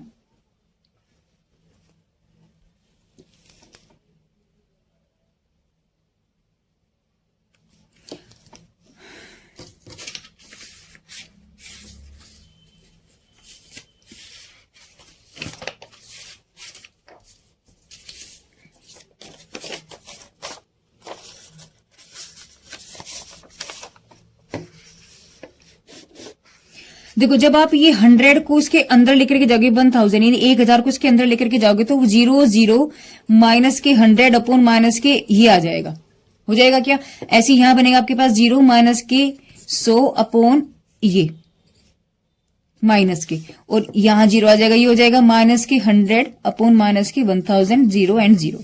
ये मैट्रिक्स बन जाएगा। तो माइनस से माइनस, और ये 2 0 से 2 0, ठीक है ना। तो नीचे आपके पास 10 बचेगा, तो यही चीज प्लस में बन जाएगा, तो ये वाली मैट्रिक्स बनेगी, ठीक है। इसको भी भूल जाओ, ये बनेगा। अब मेरे को क्या करना है, मेरे को क्या बनाना था, उसने बोला था आपको ए लेकर के आना है, ए इनवर्स इक्वल टू ए। तो देखो ए तो आ नहीं सकता, ये आप समझ चुके होंगे, क्योंकि यहां पर आपके पास 1/100 आ रहा है, वो सॉरी 1/10 आ रहा है। अब हम इस 10 की जगह, हमें 1/10 की जगह में क्या लाना है, अगर ए लाना है तो हमें 10 चाहिएगा। 10 में कैसे ला सकती हूँ कि अगर मैं इसमें ऊपर 100 से अगर मैं मल्टीप्लाई और डिवाइड कर दूं तो आपके पास वैल्यूज बन जाएगी। जैसे कि ये वाला नंबर अगर मेरे पास है 1/10, इसमें मैंने 100 से ऊपर नीचे मल्टीप्लाई कर दी, तो क्या हो जाएगा, यहां से ये 1/100 तो आप बाहर छोड़ दोगे ये वाला, और इसको आप अंदर ले जाओगे। जब आप इसको अंदर लेकर के जाओगे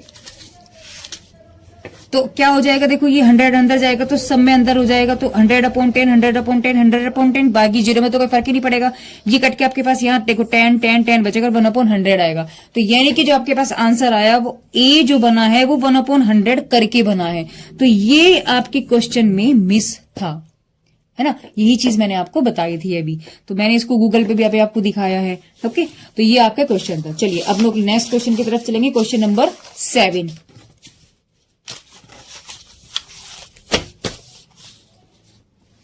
क्वेश्चन 7 में आपसे बोला गया है कि x की पावर m y की power n is equal to x plus y m plus n अगर है तो आपको ये निकालना है डिफरेंशिएशन y के विद रेस्पेक्ट y का विद रेस्पेक्ट टू x, तो आपको इक्वल रहेगा y अपॉन x। तो बहुत सिंपल क्वेश्चन है। देखो क्या करना है, जब भी आपके पास पावर आती है ना किसी भी वेरिएबल्स की, तो आपको क्या करना है, ऐसे क्वेश्चन को सोल्व करने के लिए वहां पे आपको लॉगरिथम लेना पड़ेगा। उससे क्या होगा, क्वेश्चन सोल्व हो जाएगा, इजी पड़ेगा हमारे पास। लॉग लेने पर क्या होगा, जब हम लोग taking log on both side हमने ले लिया, तो आपके पास हो जाएगा लॉगरिथम ऑफ x की पावर m y की power n log x plus Y something. अब आप इसको अलग अलग देखो, आपको पता होना चाहिए लॉगरिथम के भी जो रूल है वो क्या होते हैं। लॉग अगर a b है, प्रोडक्ट में है, तो वो अलग अलग होकर के प्लस बन जाता है। तो यहां ये दोनों प्रोडक्ट में है, तो इसके साथ यानी कि ये a है और ये b है, तो क्या लिखा है log a plus log b, तो इसको मैं क्या लिख सकती हूँ, log ये और log ये प्लस लिख सकते हैं, है ना। ये पूरा एक है, तो इसमें ये अंदर नहीं, कभी आप इसकी मल्टीप्लाई अंदर कर दो ना, ये नहीं होने का, ये पूरा का पूरा एक टर्म है। तो यहां पर ये काम नहीं होगा कि आप इसको अंदर लेकर जाएंगे, ये पूरा का पूरा ही x है, तो ये पूरा इसके साथ जुड़ा हुआ है, आप इसके साथ अंदर मल्टीप्लाई नहीं कर सकते। बात समझ में आई। दूसरी बात क्या है कि अब ये पावर है, तो अगर मैं देखूं a की पावर n है, तो n यहाँ कहां जाता है, स्टार्टिंग में आ जाता है, तो ये पावर उठा करके आपकी स्टार्टिंग में आ गई ये, तो आपके पास ये बन गया। अब सेम जो सिचुएशन यहां मैंने लगाई है वो ही ये रूल यहां अप्लाई हो जाएगा। ये पावर है, इसको आप स्टार्टिंग में लिख लो, तो m log x n log y m plus n log x plus y. ये सिंपल क्वेश्चन बन गया। अब आप यहां से क्या करना है, इसको डिफरेंशिएट करिएगा। डिफरेंशिएशन जब आप करेंगे, log x का जो डिफरेंशिएशन होता है वो 1 अपॉन x होता है, ये बात आप याद रखें। तो m आपके पास कांस्टेंट है, ये तो सेम रहेगा, तो जहां x होगा ये dy बाई dx वहां जाएगा, तो m को मैंने बाहर निकाल दिया। डिफरेंशिएट जब हम करेंगे तो जहां x होगा वहां लिखेंगे, n बाहर निकाल दिया, इसके साथ लिखा, ये बाहर निकाल दिया, इसके साथ लिखा। बात क्लियर हो गई। अब क्या करना है, log x का डिफरेंशिएशन होता है 1 अपॉन x, तो आपके पास जब ये 1 अपॉन x होता है तो क्या बन जाएगा, ये हो जाएगा आपके पास m अपॉन x। देखो यहां से इसका तो हो गया m अपॉन x, ठीक है ना, क्योंकि log x का क्या होता है 1 अपॉन x होता है। अच्छा चलिए, अब आ गया log y। y को डिफरेंशिएट कैसे करेंगे, देखो log y है तो पहले तो y का करो, log y का 1 अपॉन y हो गया, लेकिन y एक इंडिपेंडेंट ना होकर के डिपेंडेंट वेरिएबल है, किस पर, x पर, तो ये कभी भी खत्म नहीं होगा, तो हमें इसको भी डिफरेंशिएट में लिखना पड़ेगा dy बाई dx। बात समझ में आ गई। देखो यहां x था तो x आ गया, लेकिन यहां x है यहां y है, इसलिए dy बाई dx आया। बात समझ में आई, क्लियर है। तो इस पूरे की जगह हम क्या लिखेंगे, ये लिखेंगे, तो और इनटू में आपके पास क्या था, n था, तो n, और इसकी जगह क्या लिखेंगे हम लोग 1 upon y dy by dx, तो ये लिख दिया। सेम सिचुएशन आपके पास ये वाली कंडीशन का बनेगा, log x प्लस y अगर है तो ये पूरा का पूरा अभी तो x है, ये पूरा का पूरा अभी तो x ही है, बट जब हम इसकी अंदर वो करेंगे ना, इसको देखो ये है ना आपके पास log x प्लस वाई, जब आप इसका डिफरेंशिएट करेंगे, देखो यहां लिखा मैंने dy by dx, x with respect है, तो अभी ये पूरा का पूरा x है, और हम लोग पढ़ चुके हैं कि log x का डिफरेंशिएशन कितना होता है 1 अपॉन x, तो ये पूरा का पूरा क्या है, x है। जब हम इसका डिफरेंशिएशन करेंगे तो log x का क्या था 1 अपॉन x, तो ये पूरा का पूरा x काम करेगा, तो क्या करेंगे, ये हो जाएगा 1 अपॉन x प्लस वाई, ठीक है। अब क्योंकि यहां जब हम x का करेंगे तो आपके पास 1 आएगा, जब हम डिफरेंशिएशन ऑफ x का करेंगे तो वैल्यू 1 बनेगी, लेकिन यहाँ ये वाली वैल्यू, तो अब हम इसका भी डिफरेंशिएशन करेंगे नहीं, x प्लस वाई इस तरीके से होगा, तो जब x का जब इसका करेंगे तो बन जाएगा 1, और जब इसका करेंगे तो अभी हमने किया था ना y का, क्या हो जाएगा dy बाई dx, तो बस ये क्या बन जाएगा आपके पास यहाँ dy बाई dx। बात समझ में आई। तो यानी आपके पास ओपनली जो अगर कहें तो वो क्या बन जाएगा, यानी कि आपके पास बन गया, क्वेश्चन था log x plus y dy by dx, तो आपने क्या किया, इसको पहले 1 अपॉन x प्लस वाई किया, और जब आप इसका डिफरेंशिएशन करेंगे तो 1 प्लस dy बाई dx हो गया। बात समझ में आ गई, क्लियर है। तो ये वही चीज मैंने यहां पर की है, तो ये तो इसमें था ही क्वेश्चन में, देखो ये m प्लस n, ये तो सेम है, ये लिखा है, और इसका जब डिफरेंशिएशन करेंगे तो 1 अपॉन में आएगा, नीचे आ गया, फिर इसका करेंगे तो ये आ गया, ठीक है। एक एक स्टेप देखो, बहुत ही ध्यान से मैं आपको समझाने की कोशिश कर रही हूँ कि दोबारा से भी आपको वीडियो देखनी ना पड़े। खैर कोई बात नहीं, चलिए आगे चलते हैं। अब हमें क्या करना है, अब हमें क्या करना है, सिर्फ और सिर्फ इसको आप अलग अलग कर लो, इसकी इसमें मल्टीप्लाई कर लो, तो ये हो गया। जब इसमें करेंगे तो इसके साथ ये बन जाएगा। अब dy बाई dx है, इनको एक साथ ले लो और कुछ नहीं करना, तो क्या करोगे आप, इसको तो यहीं रहने दो और इस वाली टर्म को उठाओ, इधर ले जाओ, और इसको इधर ले जाओ। तो जब आप इसको इधर लेके आओगे प्लस की जगह माइनस हो जाएगा, तो ये माइनस हो गया, है ना। अच्छा, ये वाला प्लस है, ये इधर जा करके माइनस हो जाएगा, तो इधर जाके माइनस हो गया। यहां तक तो कोई दिक्कत नहीं है, क्लियर है। अब क्या करना है, अब क्या करना है आपको ये करना है कि इसमें से dy बाई dx आप बाहर ले लो। ले लिया, क्या बचेगा, n upon y m plus n x plus y. Clear होगी बात। अब क्या करोगे, यहां से तो कुछ है ही नहीं। अब यहां से आप जो है एलसीएम लेकर के जब आप सोल्व करेंगे तो ये एलसीएम लोगे और इसकी मल्टीप्लाई इधर, इसकी मल्टीप्लाई इधर। कैलकुलेशन का यही एक रूल होता है। जब आपके पास ये डिफरेंट होते हैं ना, तो आप इसके इधर मल्टीप्लाई कर दो, इसके इधर मल्टीप्लाई कर दो, सिंपल सी बात है। तो आपने इधर की ये आ गया, इसकी इधर करी तो ये आ गया। ऐसे आप यहां करेंगे। इसमें आप जब इसका एलसीएम लेंगे तो x प्लस वाई आ गया और इसकी मल्टीप्लाई इधर, इसकी मल्टीप्लाई इधर, माइनस करके हो गया। अब आप इनको अंदर अंदर लेकर के जाओ, ऐसे ये मल्टीप्लाई करेंगे आप इस तरीके से। क्लियर है। जब आप इसकी मल्टीप्लाई करेंगे तो आपके पास लाइंस बन जाएंगी। ये बात समझ में आप कर सकते हो इजीली, कोई दिक्कत नहीं है। अब आप देखो कि यहां से जो चीज कट रही है उसे आप कैंसिल कर दो। तो ये यहां कैंसिल हो गई, यहां पर ये वाली वैल्यू कैंसिल हो गई। जो बची उसको लिख लो। तो nx माइनस एम वाई बचा, यहाँ nx माइनस एम वाई बचा और dy by d x upon चला रहा है। यहाँ नीचे y है, यहाँ x है। अगर आप देखें तो ये दोनों वैल्यू सेम है। हमें क्या प्रूव करना था, हमें करना था y अपॉन x, है ना। और dy बाई डी एक्स अकेला चाहिए था। इसका मतलब है कि इसको यही छोड़ दो, इस सारे को उठाओ इधर ले जाओ। तो आप जब इधर लेकर के जाओगे, देखो ये तो सेम है ही, ये तो सेम यहां पर है ही। और इसको उठा करके जब आप इधर लेकर के जाओगे तो y तो चला गया ऊपर और नीचे आ गया nx माइनस के my, है ना। ये दोनों सेम है, मैंने कैंसिल कर दिया, क्या बचा y अपॉन x। बस यही आंसर था। बहुत इजी क्वेश्चन है, कुछ भी नहीं है। ओके, चलिए क्वेश्चन नंबर 8 आपसे कहता है कि आपको वैल्यू निकालनी है इसकी। लिमिट का क्वेश्चन है, सीमाओं का, फलन तथा सीमाएं। तो क्या करेंगे ऐसे क्वेश्चंस में, देखो हम लोगों को क्या करना है कि पहले तो मैंने इसको जितना हम सिंप्लीफाई कर सकते हैं, इसको उतना सरलीकरण कर लो, इसको सरल कर लो, जितना छोटे से छोटा हम इसको कर सकते हैं। तो वो क्या तरीका बन सकता है कि मैंने सोचा कि भैया इसको मैं ऊपर से कॉमन ले लूं टर्म, और जिससे ऊपर भी सेम आ जाए नीचे भी सेम आ जाए, जिससे वैल्यू कैंसिल हो जाए। मैंने क्या किया, यहां से भी 2 कॉमन लिया, यहां से 2 कॉमन लिया। लेने के बाद में हम लोग क्या करेंगे, 2 से 2 कैंसिल हो गया, ये चीज मेरे पास बची है। अब इसको हम जो बचा उसको हमने यहां लिख लिया, ये बच गया। ठीक है, अब क्या करेंगे, अब हमें लिमिट की ये वैल्यू बच गई। अब हमें क्या करना है, लिमिट की वैल्यू रखनी है। लिमिट में क्या बोला था, x टेंड्स टू 4 बोला था उसने, क्या बोला था, x टेंड्स टू 4 बोला था। तो 4, अब मैंने यहां वैल्यू रखी और मैंने इसको सोल्व कर दिया, तो मेरे पास वैल्यू आ गई 5 अपॉन 10 यानी कि 1/2। तो आंसर क्लियरली मेरे पास निकल गया। बट अगर यहां पर आपके पास ये वैल्यू रखने के बाद ये वैल्यू आपके पास बन जाती 0/0, ऐसे भी तो हो सकता था, फिर क्वेश्चन फंस जाता 0/0 या इन्फिनिटी अपॉन इन्फिनिटी या 0/इन्फिनिटी या 0 इंटू इन्फिनिटी। ये ऐसी कोई नंबर अगर बन जाता तो ऐसी को हम इनडिटर्मिनेट फॉर्म कहते हैं। क्या कहते हैं, इनडिटर्मिनेट फॉर्म, यानी जो ज्ञात नहीं की जा सकती। फिर ऐसे क्वेश्चन में हम लोग क्या करते हैं, एल हॉस्पिटल रूल लगाते हैं। एल हॉस्पिटल रूल लगाते हैं। वो क्या कहता है कि ऊपर वाले का डिफरेंशिएशन कर दो, नीचे वाले का डिफरेंशिएशन कर दो और उसके बाद में फिर लिमिट रखो। अगर वो फिर ये टर्म बनाता है फिर एल हॉस्पिटल रूल लगाओ। वो कब तक करते जाते हैं, जब तक आपके पास वैल्यू ये वाली वैल्यूज खत्म ना हो करके कुछ ऐसी वैल्यू ना बन जाए, यानी ये इनडिटर्मिनेट फॉर्म नहीं बननी चाहिए, बस बात खत्म। ठीक है, तो खैर चलिए ये क्वेश्चन भी हो गया। अब लास्ट क्वेश्चन की ओर चलते हैं, बहुत ही अच्छा क्वेश्चन है।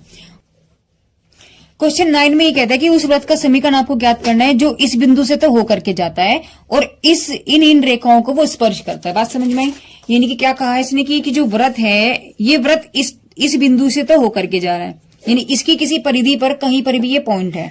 दूसरा, इन लाइनों को ये स्पर्श करता हुआ जा रहा है, यानी कि इस तरीके से जा रही हैं लाइनें।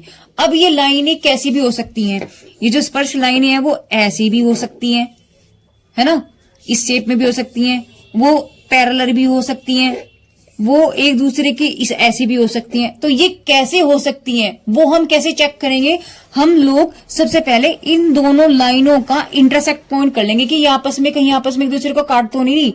या तो दो देखो कितनी सिचुएशन बन सकती है इसकी। अगर ये कोई व्रत है, दो हमारे पास सरल रेखाएं हैं, तो या तो वे पैरेलल होंगी एक दूसरे के, या वो एक दूसरे को पॉइंट पे कहीं पे काटेंगी। तो मुझे चेक करना है काटेंगे, इसको चेक करने का क्या तरीका हो सकता है, हम इन दोनों इक्वेशंस को सोल्व करेंगे।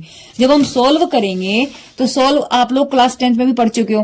क्या किया मैंने इन दोनों को, देखो मैंने लिखा भी है कि सबसे पहले हमें क्या ज्ञात करना है कि स्पर्श रेखा एक दूसरे को प्रतिच्छेदित कर रही है, ये मुझे चेक करना है। चेक करने के लिए मुझे एक्स और वाई की वैल्यू निकालनी पड़ेगी। तो दोनों समीकरणों को मैंने हल कर दिया। तो मैंने क्या किया, y से y कैंसिल करा, 2x इक्वल टू क्या आ गया, इक्वल टू 4, यानी x की वैल्यू आ गई 2। इस x की वैल्यू को उठा करके या तो इसमें रख दो या इसमें रख दो, तो y की वैल्यू निकल जाएगी 0। तो पॉइंट निकल गया आपके पास 2 0। इसका मतलब जब पॉइंट निकल गया तो इसका मतलब यह हुआ कि ये जो लाइनें हैं एक दूसरे को काट रही हैं किसी पॉइंट पर, वो पॉइंट क्या है 2 0। क्या किया, देखो हमने प्रतिच्छेद बिंदु तो निकाले, यानी कि जो इंटरसेक्ट पॉइंट है वो हमने निकाल लिए। अब क्या करना है कि दोनों स्पर्श रेखाएं एक दूसरे को एक बिंदु पर काट रही हैं, ये बात समझ में आ गई, एक दूसरे को इस पॉइंट पर वो काट रही हैं, ये हम लोग यहाँ पर देख भी चुके हैं।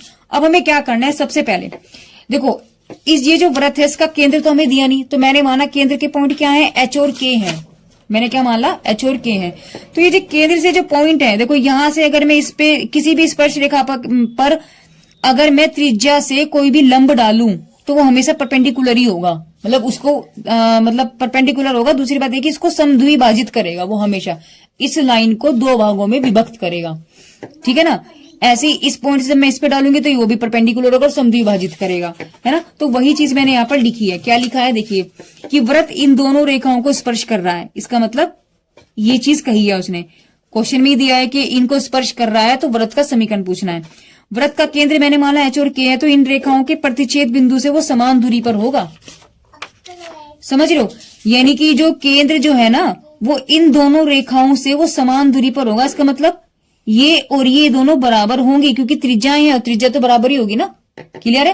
तो ये उसके बराबर होंगे। तो पहला काम क्या है कि मेरा मैं ये डिस्टेंस निकाल लूं। तो डिस्टेंस निकालने का तरीका क्या है, तो एक डिस्टेंस मेरे पास ये आ जाएगा और एक डिस्टेंस मेरे पास ये आ जाएगा, दोनों आर ही होंगे, फिर आर आर को बराबर रख दो, इक्वेशन निकल जाएगा आपके पास। तो आपको निकालने का तरीका क्या है कि अब हम लोग क्या देखेंगे, देखो मैंने एक चीज लिखी है कि जब अगर कोई सरल रेखा मेरे पास है ax plus B Y plus C के फॉर्म में, तो ये सरल रेखा ही तो है। और क्या है कि जब वो किसी भी मैं आपसे बताऊं कि जैसे कि ये कोई भी हमारे पास सर्किल है और ये स्पर्श रेखा है, ये आपके पास सेंटर पॉइंट है। तो किसी भी अगर ये पॉइंट मेरे पास सपोज करो एच और के ही चलो मैं मान लेती हूं, और ये लाइन मेरे पास A X plus B Y plus C है, ठीक है ना। तो इस पर जो ये डिस्टेंस है, वो डिस्टेंस का जो फॉर्मूला होगा वो क्या होगा कि ये जो लाइन है इसको तो आप सेम एज ऐसे लिखेंगे, ठीक है ना। और नीचे जो आप करेंगे वो हो जाएगा ए स्क्वायर प्लस बी स्क्वायर, यानी कि एक्स का कोफिशिएंट बी और बी का कोफिशिएंट उनका स्क्वायर। और ये जो एक्स वाई है इनकी जगह एक्स ये है और वाई ये है, यानी यहाँ आपके पास एच आ जाएगा, यहाँ आपके पास के आ जाएगा। बात समझ में, ये हम करते हैं। तो यही चीज हमें यहाँ पर करनी है। तो मैंने एक लाइन ले ली, कौन सी ले ली, मैंने ले ली X plus Y minus 2 equal to 0, मैंने ये लाइन ले ली। और उससे मैंने क्या माना कि यहां से यहां तक का जो डिस्टेंस है वो r है।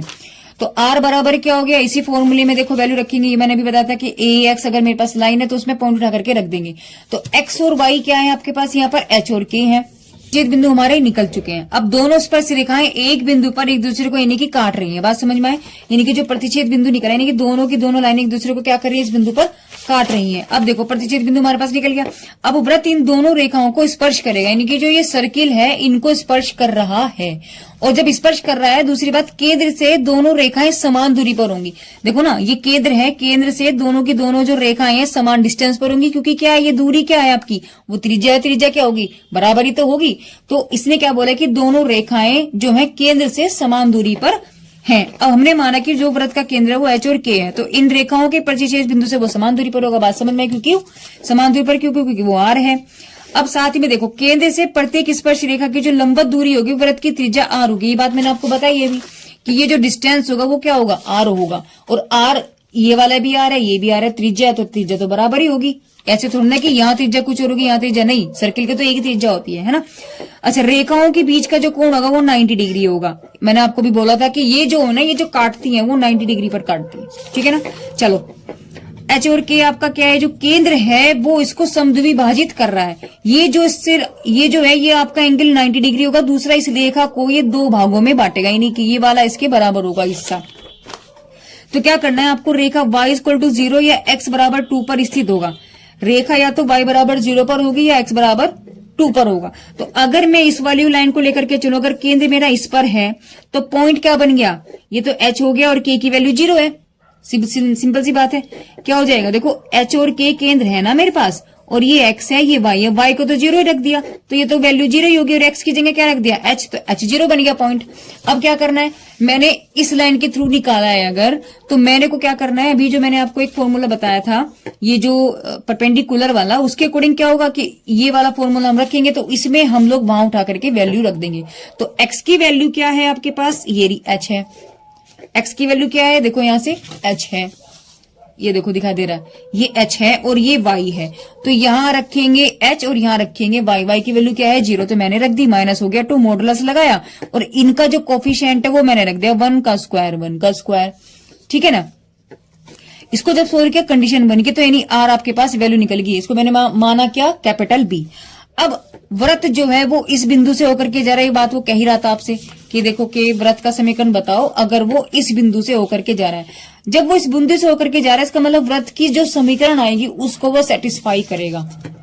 समझ रहे हो, यानी कि जो ये पॉइंट है ये व्रत की जो समीकरण है उसको सेटिस्फाई करेगा, क्योंकि वो व्रत की परिधि पर है पॉइंट। तो इसकी जो समीकरण होगी ये वाला पॉइंट उसको संतुष्ट कराएगा।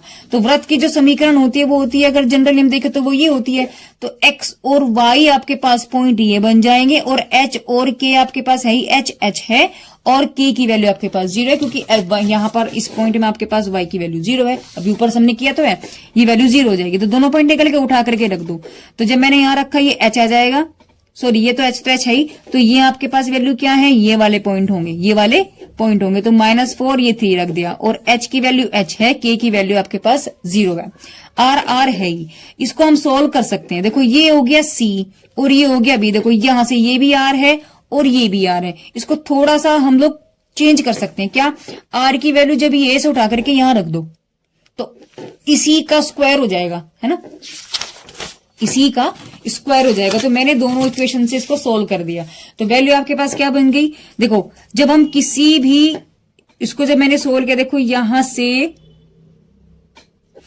माइनस है, ये भी माइनस स्क्वायर है, तो आप प्लस कर सकते हो, कोई प्रॉब्लम नहीं, क्योंकि मैं क्या कर सकती हूँ यहां से माइनस ऐसे कॉमन ले सकती हूँ, और ये -1 स्क्वायर ले लेंगे तो ये प्लस ही बनेगा। -1 का स्क्वायर क्या बनेगा आपके पास, प्लस बनेगा, तो ये प्लस हो जाएगा। 3 का स्क्वायर हो गया, और ये मॉडुलस आपके पास हट जाएगा। क्यों, क्योंकि अगर सपोज करो मॉडुलस है, मॉडुलस का मैंने स्क्वायर कर रखा, और ये मॉडुलस से कोई वैल्यू जब बाहर निकलती है तो -x देगी और +x देगी।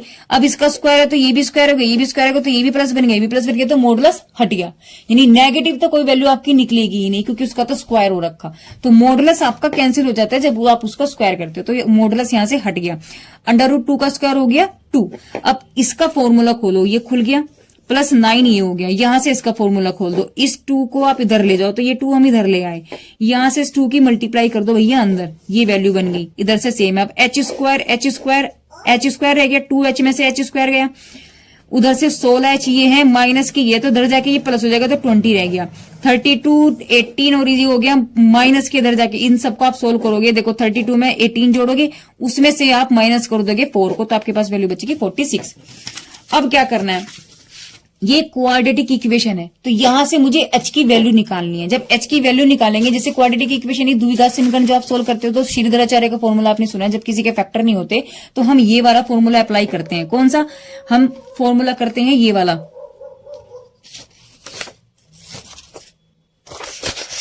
देखो अगर मेरे पास x square plus ax square plus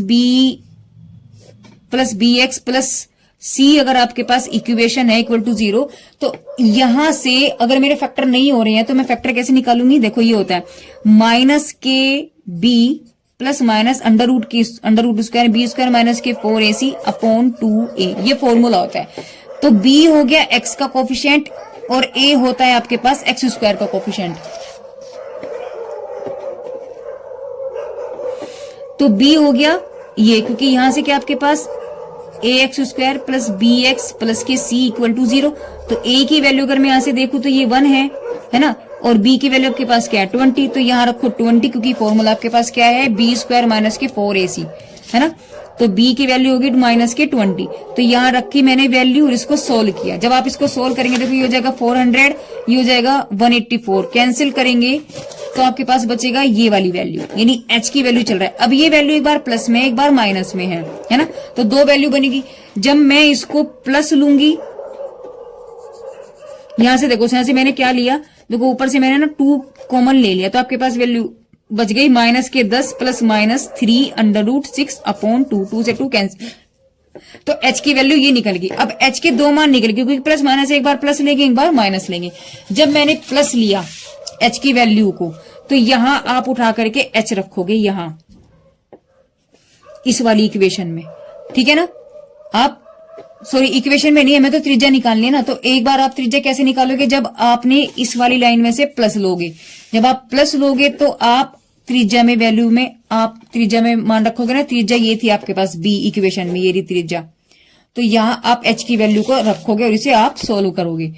तो जब आप यहां से उसकी वैल्यू निकालोगे तो वैल्यू क्या बन जाएगी आपके पास, इसका स्क्वायर हो जाएगी, और h आपके पास ये है ही, और माइनस के हो गया 2, तो इसको आप करेंगे तो माइनस के हो गया 12, और ये इसकी हो गया होल स्क्वायर, खोलो 144 ये हो गया, और 3 का हो गया स्क्वायर, देखो 3 अंडर रूट 6 का स्क्वायर का मतलब हो गया 3 3 9 और 6, तो कितना हो जाएगा 70।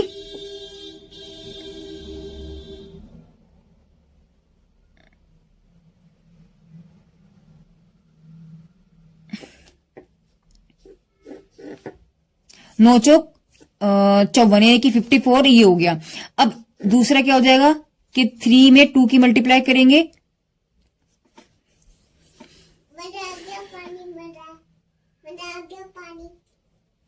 और इंटू हो जाएगा 12 है ना, क्योंकि a प्लस बी वाला फॉर्मूला है ना, वो वाला फॉर्मूला यहाँ लग रहा है, तो आप इसको यहाँ अप्लाई करेंगे तो वैल्यू बन जाएगी।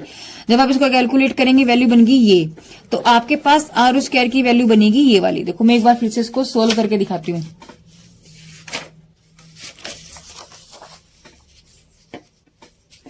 देखो आपके पास वैल्यू है माइनस के 12 प्लस के 3 अंडर रूट 6 का होल स्क्वायर अपॉन हो गया 2। तो जब आप खोलेंगे देखो a प्लस बी है, इसका होल स्क्वायर है फॉर्मूला, जब आप खोलेंगे तो क्या बन जाएगा, देखो आप इसे लिख सकते हो 3 अंडर रूट 6 माइनस के 12 का होल स्क्वायर अपॉन 2, तो फॉर्मूला बनेगा a माइनस बी का होल स्क्वायर है ना। तो फॉर्मूला होता है a square plus b square minus के 2ab, तो ये हो गया a, ये हो गया b, तो आप करेंगे 3 इसका स्क्वायर प्लस के 12 का स्क्वायर माइनस के 2 इंटू 12 इंटू 3 अंडर रूट 6, और अपॉन में क्या चल रहा है आपके पास 2 है ना।